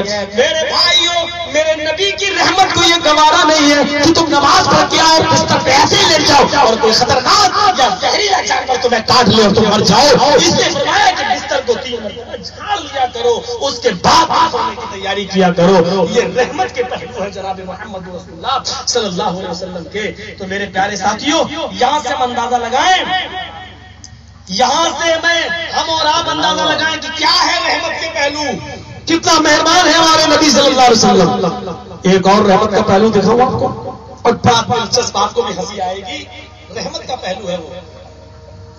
ایک صحابی نماز پڑھا رہے ہیں، امام احمد بن حنبل کی روایت ہے، مستد احمد کی روایت ہے، علامہ البانی صحیح کہتے ہیں۔ ایک صحابی نماز پڑھا رہے ہیں پیچھے، اللہ اکبر، صحابہ تمام نماز پڑھ رہے ہیں۔ اب انہوں نے مغرب کی نماز میں سورہ بقرہ شروع کر دی۔ اب مغرب کی نماز میں چھوٹی چھوٹی صورتیں پڑھنی چاہیے، والعصر ان الانسان لفی خسر انا اعطیناک الکوثر قل هو اللہ احد، یہ سب چھوٹی چھوٹی پڑھنا چاہیے۔ اب انہوں نے کیا کر دیا، سورہ بقرہ الف لام میم ذالک الکتاب لا ریب فیہ ھدی للمتقین۔ کبھی کبھی آپ نے اپنے گاؤں میں دیکھا ہوگا کہ حافظ صاحب یا آپ کے امام صاحب نہ ہو نماز پڑھانے کے لیے، چھٹی پہ چلے گئے ہو کیا، تو لوگ کہہ دیتے ہیں، بڑے حاجی لوگ جو ہیں داڑھی والے ان کو کھڑا کر دیتے ہیں، جو پڑھے لکھے تو ہوتے نہیں، چلیے بھائی کوئی نہیں ہے تو آپ ہی پڑھا دیجیے نماز. اب حاجی صاحب جو آگے بڑھ گئے ہیں، اب وہ بیچارے ایک نماز پڑھانے کا تو موقع ملتا ہے ان کو، اب لگے بیچارے لمبی سورت پڑھنے، اپنی قابلیت وہی دکھائیں گے وہ کہ دیکھو مجھے بھی کچھ آتا ہے. اب وہ وہاں پڑھنا شروع کر دیں گے یاسین یا سورہ بقرہ، اور الٹا سیدھا پڑھیں گے الف لام میم ذالک الکتاب لا ریب فیہ، مطلب دکھائیں گے کہ مجھے بھی بہت لمبی لمبی صورتیں یاد ہیں. تو یہ صحابی نماز پڑھانے لگے پیچھے اور سورہ بقرہ پڑھنے لگے، لمبی سورت پڑھنے لگے. ایک صحابی نے جو ان کے پیچھے نماز پڑھ رہے تھے، انہوں نے نیت ہی توڑ دی اور بھاگ گئے گھر. صبح ہو کر یہ شکایت اللہ کے نبی سے کی گئی، صحابہ نے شکایت کی، اللہ کے رسول نے سب کو بلایا، تم لوگ تھے کہاں، اس صحابی کو بلاؤ، نیت کیوں توڑ کے بھاگے، ادھر ان کو بلایا، کہا کہ بھائی یہ لوگ شکایت کر رہے ہیں تمہاری، امام بھی شکایت کر رہا ہے تمہاری، تم نے نماز میں نیت توڑ دی. کہا اللہ کے رسول ہاں، کتنے صاف ستھرے تھے، جھوٹ نہیں بولتے تھے. ایک بار میں نے میٹنگ بلائی اٹاوا میں جماعت کا امیر ہونے کی حیثیت سے میں نے میٹنگ بلائی اٹاوا میں، تو 25 آدمی ہیں ہمارے عاملہ میں، سردیوں کے دن تھے، اتوار کو میں نے میٹنگ بلائی، 3 آدمی آئے، 25 میں 3 آدمی آئے، کوئی نہیں آیا. تو میٹنگ 3 آدمیوں میں کیا ہوگی، میں نے پوسٹ پون کر دی. اس سنڈے کو کوئی نہیں آیا، سردی تھی، 3 آدمی آئے، میں نے پوسٹ پون کر دی. اگلے سنڈے کو پھر میں نے میٹنگ رکھ دی. لیکن میٹنگ میں جب میں نے ان کے پاس لیٹر بھیجا 25 آدمیوں کے پاس، تو اس میں نیچے لکھ دیا آپ لوگ وقت پر آئیں، ضروری میٹنگ ہے، آپ لوگوں کے لیے ناشتے کا انتظام کیا گیا ہے. جب ناشتے کا لفظ لکھ دیا، اللہ کی قسم 25 آئے، ایک بھی آئے. اور سردی اس دن بھی پڑ رہی تھی، سردی اس دن اور زیادہ تھی پہلے اتوار سے. لیکن سب آئے. میٹنگ ختم کرنے کے بعد ناشتہ واشتہ دینے کے بعد میں نے ان سے پوچھا کہ آپ لوگ میری وجہ سے اور جماعت کی وجہ سے تھوڑی آئے، آپ تو ناشتے کی وجہ سے آئے. نہیں ولی صاحب آپ کا حکم تو چلے آئے. میں نے کہا جھوٹ مت بولو، حکم تو میرا پچھلے اتوار کو بھی تھا. آپ نے کہا سردی پڑ رہی، آج کل گرمی پڑ رہی ہے، آج بھی سردی ہے، یہ ناشتے کی محبت تمہیں کھینچ کے لائی. صحیح نہیں بولتا ہے آدمی. صحابہ کا دل صاف تھا. اللہ کے رسول نے ان سے پوچھا بتاؤ کیوں نیت توڑ دی تم نے، یہ توڑی؟ کہا ہاں. کہا کیوں؟ کہ اللہ کے رسول گھر میں میرے پکنے کو کچھ نہیں تھا، مجھے بلانا تھا، انتظام کرنا تھا، میرے بچے بھوکے تھے، میری بیوی بیمار ہے، کھانا مجھے بنانا تھا، اور یہ صحابہ لگے سورہ بقرہ پڑھنے. الف لام میم ذالک الکتاب لا ریب فیہ. آپ بتائیے کتنی لمبی وہ پوری 2.5 پارے کی. تو اللہ کے رسول نے فرمایا ان سے جس نے نماز پڑھائی تھی اس سے، ان سے نہیں کہا کہ تم ٹھیک کہہ رہے ہو. پھر اس سے کہا جو نماز پڑھا رہے، تم لوگوں کو فتنے میں ڈالنا چاہتے ہو، تم لوگوں کو فتنے میں برپا کرنا چاہتے ہو، تم لوگوں کو نماز میں بھگانا چاہتے ہو، تم لوگوں کے لیے نماز میں مشکلیں کھڑی کرنا چاہتے ہو. خبردار، تم لوگوں میں سے جب بھی کوئی قوم کا امام بنے اور نماز پڑھائے تو اس کو چاہیے کہ وہ لوگوں کو مختصر نماز پڑھائے، چھوٹی نماز پڑھائے، کیونکہ تمہارے پیچھے بیمار بھی ہوتے ہیں، بوڑھے بھی ہوتے ہیں، مریض بھی ہوتے ہیں، بچے بھی ہوتے ہیں، سب کا خیال تمہیں رکھنا ہے. نماز پڑھانے والا مختصر نماز پڑھائے. میرے پیارے ساتھیوں، امام کو نماز مختصر پڑھانے کا حکم دینے کا، نماز کو مختصر پڑھانے کا حکم دینا، یہ بھی نبی کی رحمت درشاتا ہے، یہ بھی نبی کی رحمت درشاتا ہے. یہ رسول کی رحمت نہیں تو اور کیا ہے کہ آپ حکم دے رہے کہ تم میں سے جو بھی امام بنے اس کو چاہیے کہ وہ مختصر نماز پڑھائے، چھوٹی نماز پڑھائے، لمبی نماز نہ پڑھائے، تاکہ لوگ اکتائیں نہیں. یہ بیماروں پر رحمت ہے، عورتیں بھی پیچھے ہوتی ہیں ان پر رحمت ہے. یہ لقد جاءكم رسول من انفسكم عزيز عليه ما عنتم حريص عليكم بالمؤمنين رؤوف رحيم. یہ رؤوف الرحیم ہے محمد رسول اللہ صلی اللہ علیہ وسلم. میرے پیارے ساتھیوں، اندازہ لگائیے، غور کیجیے رسول کی رحمت پر. سننے پہ آئے ہو تو آئیے ایک اور واقعہ سناتا ہوں اور اس میں رسول کی رحمت دیکھیے. نماز مختصر پڑھانا اور اس کا حکم دینا یہ رحمت ہے. ایک صحابی آئے، بخاری شریف کی حدیث ہے، ذرا بڑا دلچسپ واقعہ سنانے لگا ہوں آپ کو. ایک صحابی آئے کہ اللہ کے رسول میں تو ہلاک ہو گیا, میں تو برباد ہو گیا. پوچھا کیوں, کیا ہوا؟ پوچھا کیوں, کیا ہوا؟ کہا اللہ کے نبی روزے کی حالت میں اپنی بیوی سے ہمدردی کر لی. آپ نے اپنا سر پکڑا, یہ کیا کیا؟ چلو پرائشچت کفارہ ادا کرو. پرائشچت کفارہ ادا کرو. کہا کہ کیا بتائیے, میں دے دوں گا. اللہ کے نبی نے فرمایا ایک غلام آزاد کرو. اس نے کیا جواب دیا؟ اے اللہ کے رسول, آپ نے میرا گھر دیکھا نہیں ہے, آپ میرے گاؤں میں آئے نہیں ہیں, اس لیے آپ کہہ رہے ہیں غلام آزاد کرو. پہلے میری حالت دیکھو. کیوں, کیا ہوا؟ کہا پوری زندگی دوسرے کی غلامی کرتے ہوئے مجھے ہو گئی, میں کہاں سے لاؤں غلام؟ نہیں کر پاؤں گا. آپ نے کہا تو اور بھی آپشن ہے, کیوں گھبرا رہے ہو؟ بچو گے نہیں. جب خطا کی ہے, جرم کیا ہے, تو اس کی سزا بھگتو پہلے. تو کہا اللہ کے رسول بتاؤ نا, یہ غلام تو آزاد نہیں کر پاؤں گا. آپ نے کہا ابھی دو آپشن اور ہیں. کہا بتائیے. کہا دوسرا آپشن یہ ہے کہ تم 60 روزے رکھو مسلسل پے در پہ کنٹینیو. کہا کتنے؟ آپ نے کہا 60. بولا نہیں رکھ پاؤں گا. کہا کیوں؟ دیکھ لینا ایک روزے کا تو یہ حال اپنی بیوی سے مل بیٹھا, آپ کہہ رہے 60 روزے رکھو. نہیں, پتلا دبلا آدمی نہیں رکھو. آپ میری حالت دیکھیے کتنا کمزور ہوں, میں 60 روزے رکھنے والا دکھ رہا ہوں. آپ نے کہا تو پھر ایک اور آپشن ہے. کہا کیا ہے؟ کہا 60 مسکینوں کو, محتاجوں کو کھانا کھلاؤ. بولا اللہ کے رسول 60 مسکینوں کو بھی کھانا نہیں کھلا پاؤں گا. یہ کیا بات رہی؟ 3 ہی آپشن ہے, یہ تیسرا آپشن پورا کرو نا. کہا میں نہیں کھلا پاؤں گا 60 مسکینوں کو.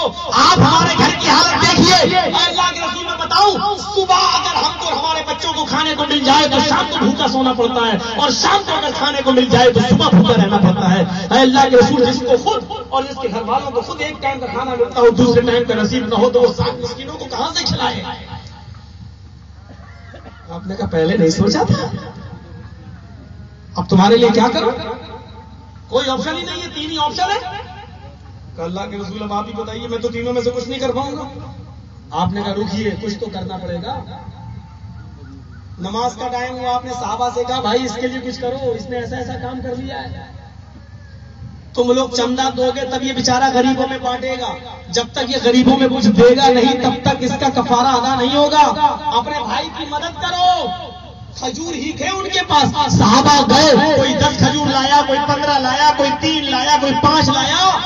10 کلو 12 کلو 15 کلو کا ایک ٹوکرا بھر گیا. اتنا بڑا ٹوکرا تیار ہو گیا مال سے, اتنا بڑا ٹوکرا. اللہ کے رسول اس کو اٹھائے, اور اٹھانے کے بعد فرمایا لو پکڑو.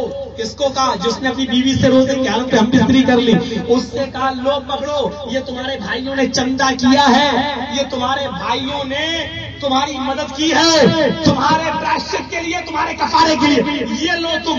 تو کہا اللہ کے رسول اس کو کیا کروں؟ کہا تم اپنے گاؤں میں لے جاؤ, اپنے قبیلے میں لے جاؤ, اپنے خاندان میں لے جاؤ, اور تم اپنے گاؤں میں جتنے غریب ہوں ان میں یہ بانٹ دو, تمہارا کفارہ ادا ہو جائے گا, تمہارا پراشچت ہو جائے گا. یہ لے جاؤ جو تمہارے بھائیوں نے چندہ کر کے تمہیں دیا, اسی کو تم غریبوں میں بانٹ دو. بولا کہاں؟ اپنی بستی میں, اپنے علاقے میں. کہنے لگا اللہ کے رسول آپ میری بستی میں بانٹنے کی بات کرتے ہیں, اللہ کی قسم میری پوری بستی میں مجھ سے زیادہ غریب کوئی ہے ہی نہیں. اللہ کے رسول میری پوری بستی میں, میرے پورے علاقے میں مجھ سے زیادہ غریب کوئی نہیں ہے. آپ نے کہا تم سب سے زیادہ غریب ہو؟ کہا ہاں. تم سے زیادہ غریب کوئی نہیں؟ کہا کوئی نہیں ہے. آپ مسکرائے اور کہا کہ تو پھر تو تم ہی کھا لو اور اپنے بچوں کو کھلا دو, جاؤ تمہارا پراشچت ہو جائے گا, کفارہ ادا ہو جائے گا. یہ رحمت ہے رسول کی. جرم بھی کیا, روزے کی حالت میں بیوی سے مل لیا, تھا کچھ نہیں. غلام بھی آزاد کرنے کی طاقت نہیں, روزہ رکھنے کی طاقت نہیں, مسکینوں کو کھلانے کی طاقت نہیں. لوگوں نے چندہ کر کے دیا کہ بانٹ دو غریبوں میں, تو اس سے زیادہ غریب کوئی نہیں. خود بھی کھا لیا، مل بھی گیا. یہ دیکھیے اللہ دیتا ہے تو چھپر پھاڑ کے دیتا ہے.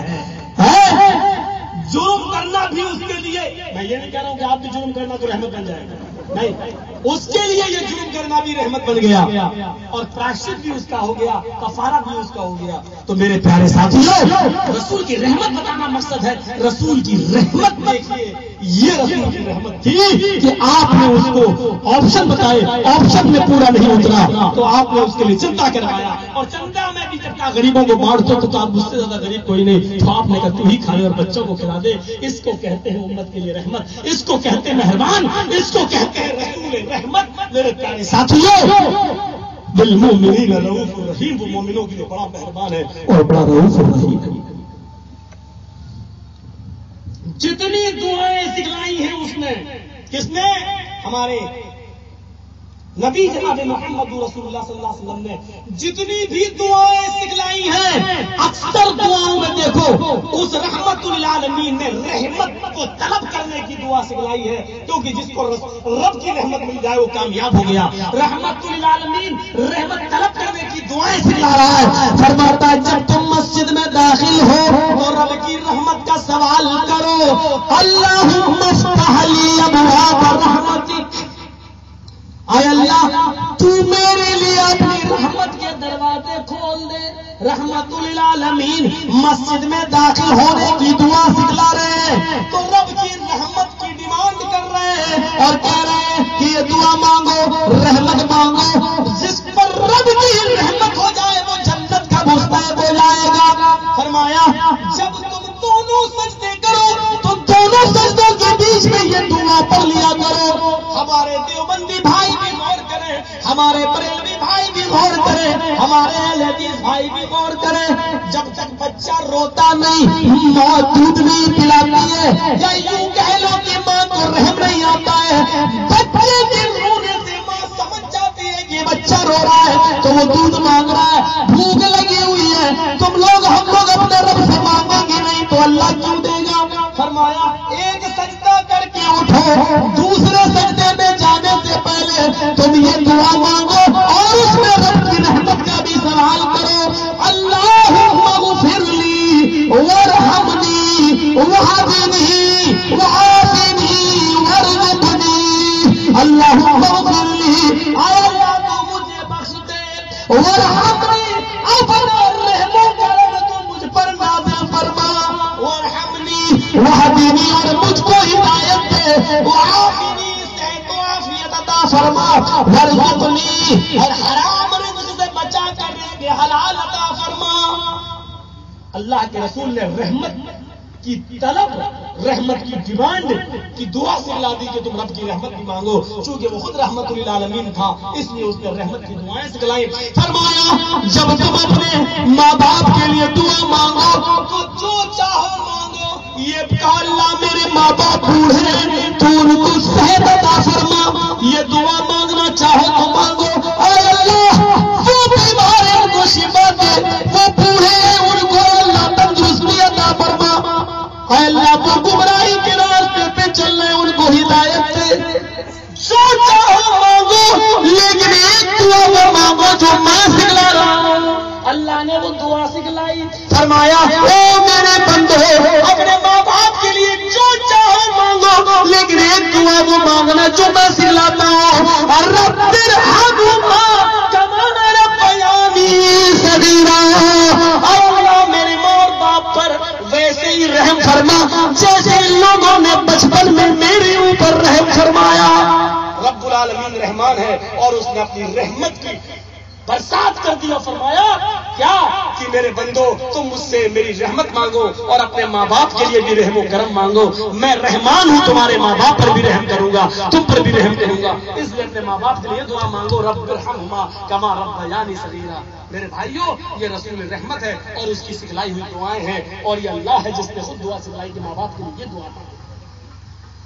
اللہ کے نبی صلی اللہ علیہ وسلم نے ابو بکر کو یہ دعا سکھلائی تھی. اے ابو بکر فرض نمازوں میں تم یہ دعا بھی پڑھا کرو، اللہم انی ظلمت نفسی ظلما کثیرا ولا یغفر الذنوب الا انت فاغفر لی مغفرۃ من عندک وارحمنی ورحمنی، یہ دعا بھی مانگا کرو، اللہم انی ظلمت نفسی، اے اللہ میں نے اپنے نفس کے اوپر بہت بڑا ظلم کیا ہے، ظلمت نفسی ظلمن کثیرا، بہت زیادہ ظلم کیا ہے، ولا یغفر الذنوب الا انت، اور تیرے علاوہ کوئی بخش نہیں سکتا، فاغفر لی مغفرۃ من عندک، اپنے پاس سے بخش دے، فاغفر لی مغفرۃ من عندک وارحمنی، اور میرے اوپر رحم فرما۔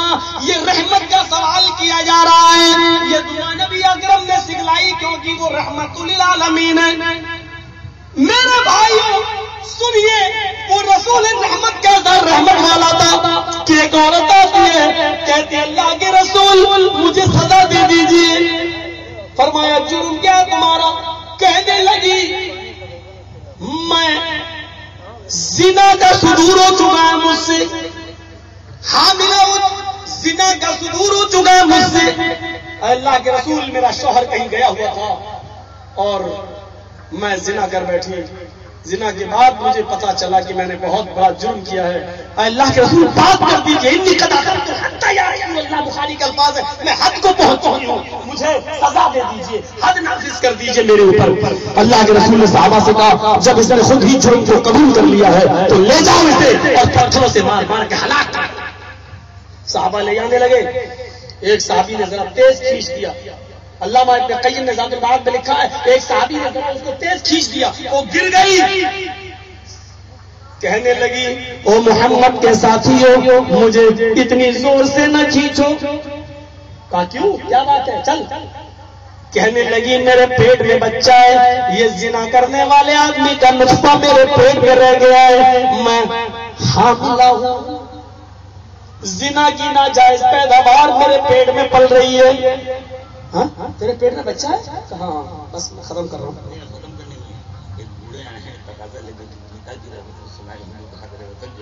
ہندو ہیں یہ کہاں، اب ختم، اب جب ہم ختم کر رہے ہیں تب پرچہ لے کے شروع میں بولتے تو میں اتنے منتر سنا دیتا۔ چلیے تو میرے بھائیوں میں کہہ یہ رہا تھا کہ وہ عورت آئی گر گئی، میرے پیٹ میں بچہ ہے، صحابہ اللہ کے رسول کے پاس ہے، اللہ کے نبی کیا کروں، وہ تو کہہ رہی ہے کہ میرے پیٹ میں بچہ ہے، حاملہ ہوں۔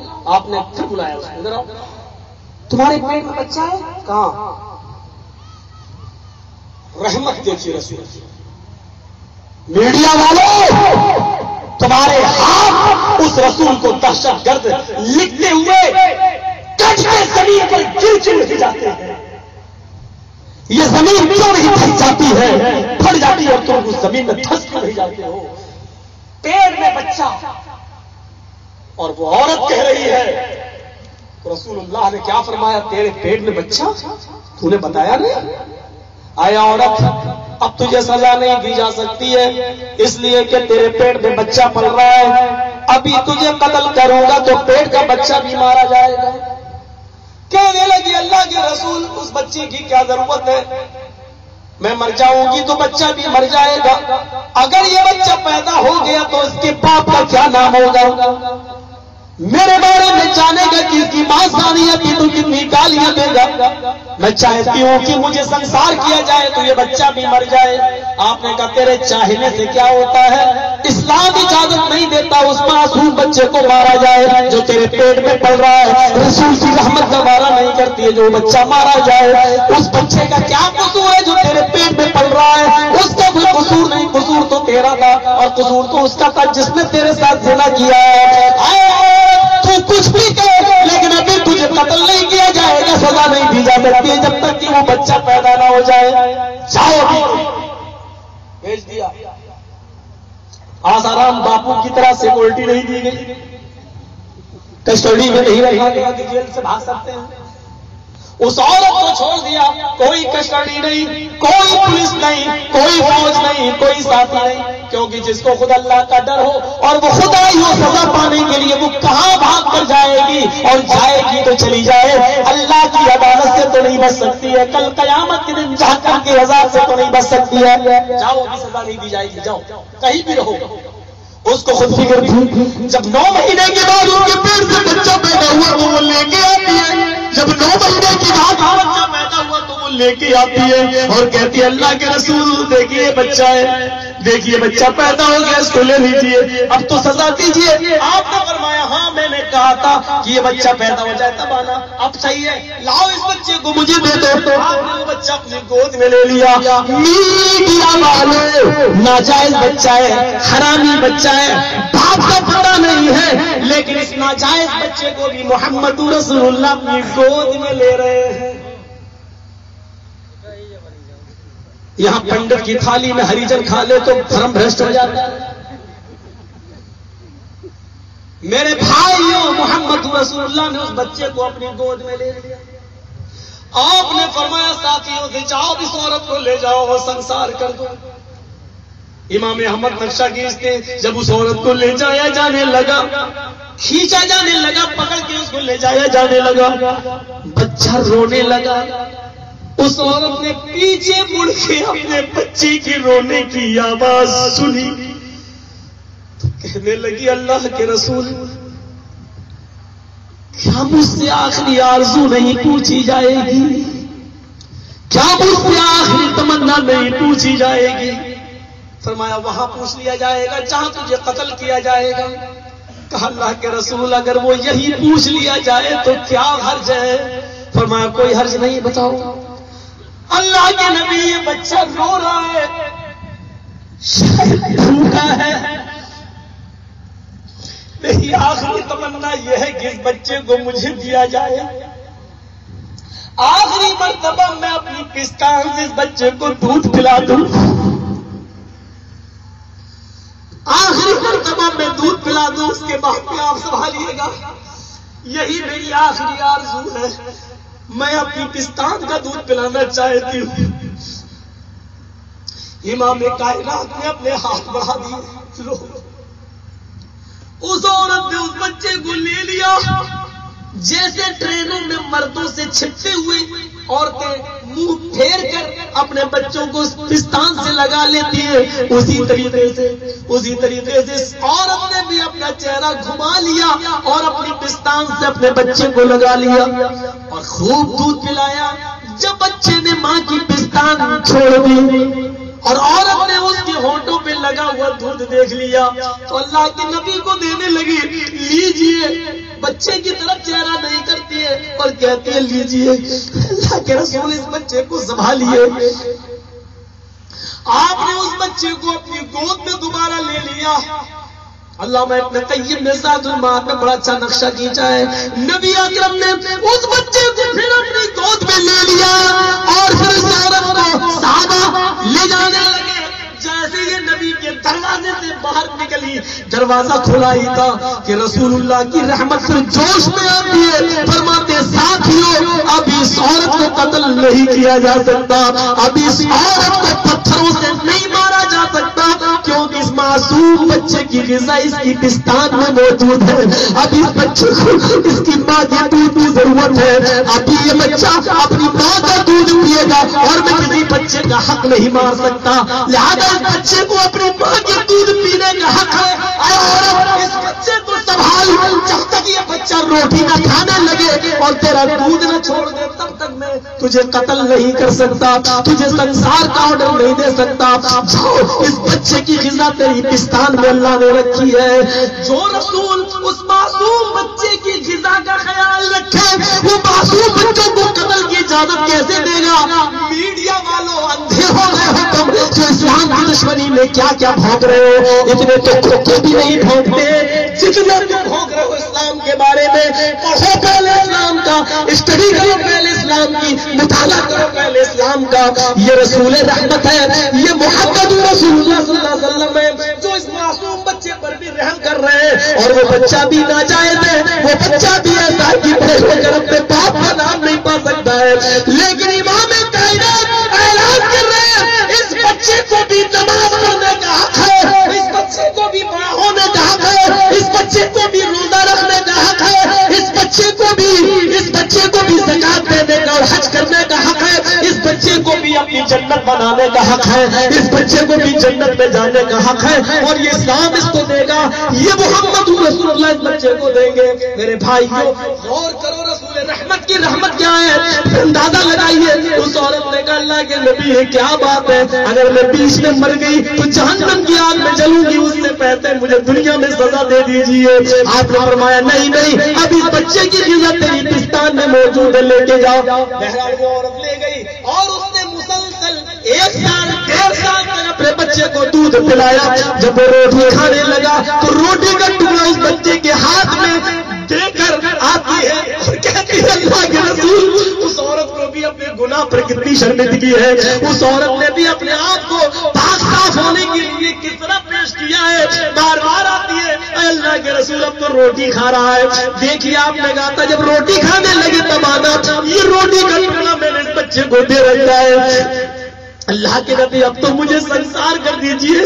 نبی اکرم کی آنکھوں میں آنسو آ گئے اور فرمایا اب حدود خدا بندی میں اب تیرے لیے کوئی راستہ نہیں ہے, میں تجھے چھوڑوں تو کیسے چھوڑوں. اب تو اللہ کی قائم کردہ حد میں ہم بھی آگے نہیں بڑھ سکتے ہیں. اب اللہ کی قائم کی ہوئی حد میں محمد رسول اللہ کے پاس بھی کوئی راستہ نہیں ہے. اے اللہ کی بندی تیرے لیے اب میرے پاس بھی کوئی بہانہ نہیں ہے. میں تجھے چھوڑوں تو کیسے چھوڑو, میں تجھے آزاد کروں تو کیسے کروں. ساتھیوں اس بچے کو لے لو, اس بچے کو دے دیا گیا. لے جاؤ اس اللہ کی نیک بندی کو اور سنسار کر دو. اب اس بچی کو اس عورت کو لے جایا گیا اور سینے کے برابر زمین کے اندر گاڑ دیا گیا, سینے کے برابر زمین کے اندر گاڑ دیا گیا. اور صحابہ کرام نے اس پر پتھروں کی بارش کرنا شروع کر دی. اتنا مارا, پہلا پتھر خالد بن ولید نے مارا, اس کا سر پھٹ جاتا ہے, اس کا سر پھٹ جاتا ہے. اور جیسے سر پھٹتا ہے میرے بھائی یہ خون کا ایک پھوارا نکلتا ہے جو خالد بن ولید کے کپڑوں کو گندا کر دیتا ہے. خالد ابن ولید نے دیکھا تیرے خون کے چھینٹے, یہ زناکار عورت اس کے خون کے چھینٹے میرے, تیرا ستیہ ناش جائے. کچھ گالی دے دی, کچھ بدزبانی کر دی, کچھ برے جملے بول دیے. بہرحال وہ عورت تو پتھر کھا کھا کر انتقال کر گئی, سنسار کر دی گئی. وہ اللہ کو پیاری ہو گئی. لیکن جب یہ خبر نبی اکرم کو ملی کہ خالد ابن ولید نے کچھ غلط جملے بول دیے تو اللہ کے رسول نے خالد ابن ولید سے 3 دن بات نہیں کی. اور تیسرے دن خالد نے کہا اللہ کے رسول میرے ماں باپ آپ پر قربان, میں تو مر جاؤں گا, میری تو آخرت برباد ہو جائے گی, آپ بات نہیں کر رہے ہیں. کہا خالد تم نے اس عورت کو گالی کیوں دی؟ کہا اللہ کے رسول اس کے خون کے چھینٹوں نے میرے کپڑوں کو خراب کر دیا, اس لیے میرے منہ سے گالی نکلی ہے, بدزبانی ہوئی ہے. اور ناپاک اور گندی عورت کی بدچلن کا خاموش. خالد ایک جملہ اس کے آگے نہیں بولنا. بدچلن وہ پیدائشی نہیں تھی, وہ عادت نہیں تھی اس کی, وہ ہمیشہ سے زنا نہیں کرتی تھی, اس کا شوہر نہیں تھا. ایک بار اس سے غلطی ہو گئی, ایک بار غلطی کر بیٹھی. خالد اس سے انجانے میں غلطی ہو گئی, اپنی جوانی پر کنٹرول نہ کر سکی, فطرت سے مرعوب ہو گئی, غلط کام کر بیٹھی. لیکن اس عورت نے اپنی اس غلطی کی ہے سچی توبہ کی ہے. اور خالد اس عورت نے اپنے آپ کو پتھروں سے پٹوا کر, پتھروں سے پھڑوا کر اللہ کے لیے اپنی جان دے دی. اس عورت نے ایسی سچی توبہ کی ہے. خالد اگر اس ایک عورت کی توبہ کو اس مدینے کے 70 جہنمیوں پر ڈال دیا جائے تو اس ایک عورت کی توبہ سے اس مدینے کے 70 جہنمی بھی جنتی بن جائیں گے, 70 کے 70 جہنمی بھی جنت کے اندر داخل کر دیے جائیں گے. اس عورت نے ایسی سچی توبہ کی ہے. یہ تھی رسول کی رحمت جو ایک بچے کے لیے اتنی ہے. تصور کیجئے میرے بھائیوں تو کائنات کے لیے کتنی ہوگی, مومنوں کے لیے کتنی ہوگی. میری گھڑی میں 3 بج گئے ہیں, مجھے 2 گھنٹے سے زیادہ میرے بھائیوں قائم ہوتے ہیں بولتے ہوئے, اس سے زیادہ میری ہمت نہیں ہے. میرے بھائیوں لکھنؤ تک ٹرین اور ٹرین کے بعد پھر انووا گاڑی سے آنا اور پھر آپ کے سامنے بولنا اور پھر کل دوسرے پروگرام میں جانا. میں بھی انسان ہوں, کوئی جنات نہیں ہوں, اور کسی کے بابا کا سایہ میرے اوپر نہیں ہے اور جنریٹر نہیں بولتا رہوں. مجھے معاف کرنا, میرے پاس یہ پرچہ بہت بعد میں آیا.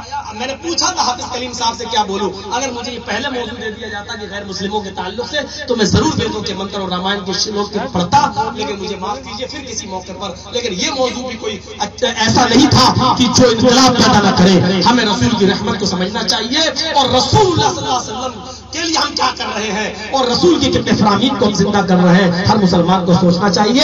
اب ہم اللہ سے دعا کرتے ہیں کہ الہ العالمین ہم سب کو اسلام پر چلنے کی توفیق عطا فرمائے، ہمارے غیر مسلموں کو رسول اللہ کی سیرت پڑھنے کی توفیق عطا فرمائے اور ان کو رسول اللہ کی زندگی کو سمجھنے کی پریرنا دے۔ اے اللہ جب تک ہم زندہ ہیں اسلام پر رکھنا اور جب ہمارا خاتمہ ہو ایمان پر فرمانا۔ وما علینا الا البلاغ المبین وآخر دعوانا الحمد للہ رب العالمین۔ السلام علیکم ورحمۃ اللہ وبرکاتہ۔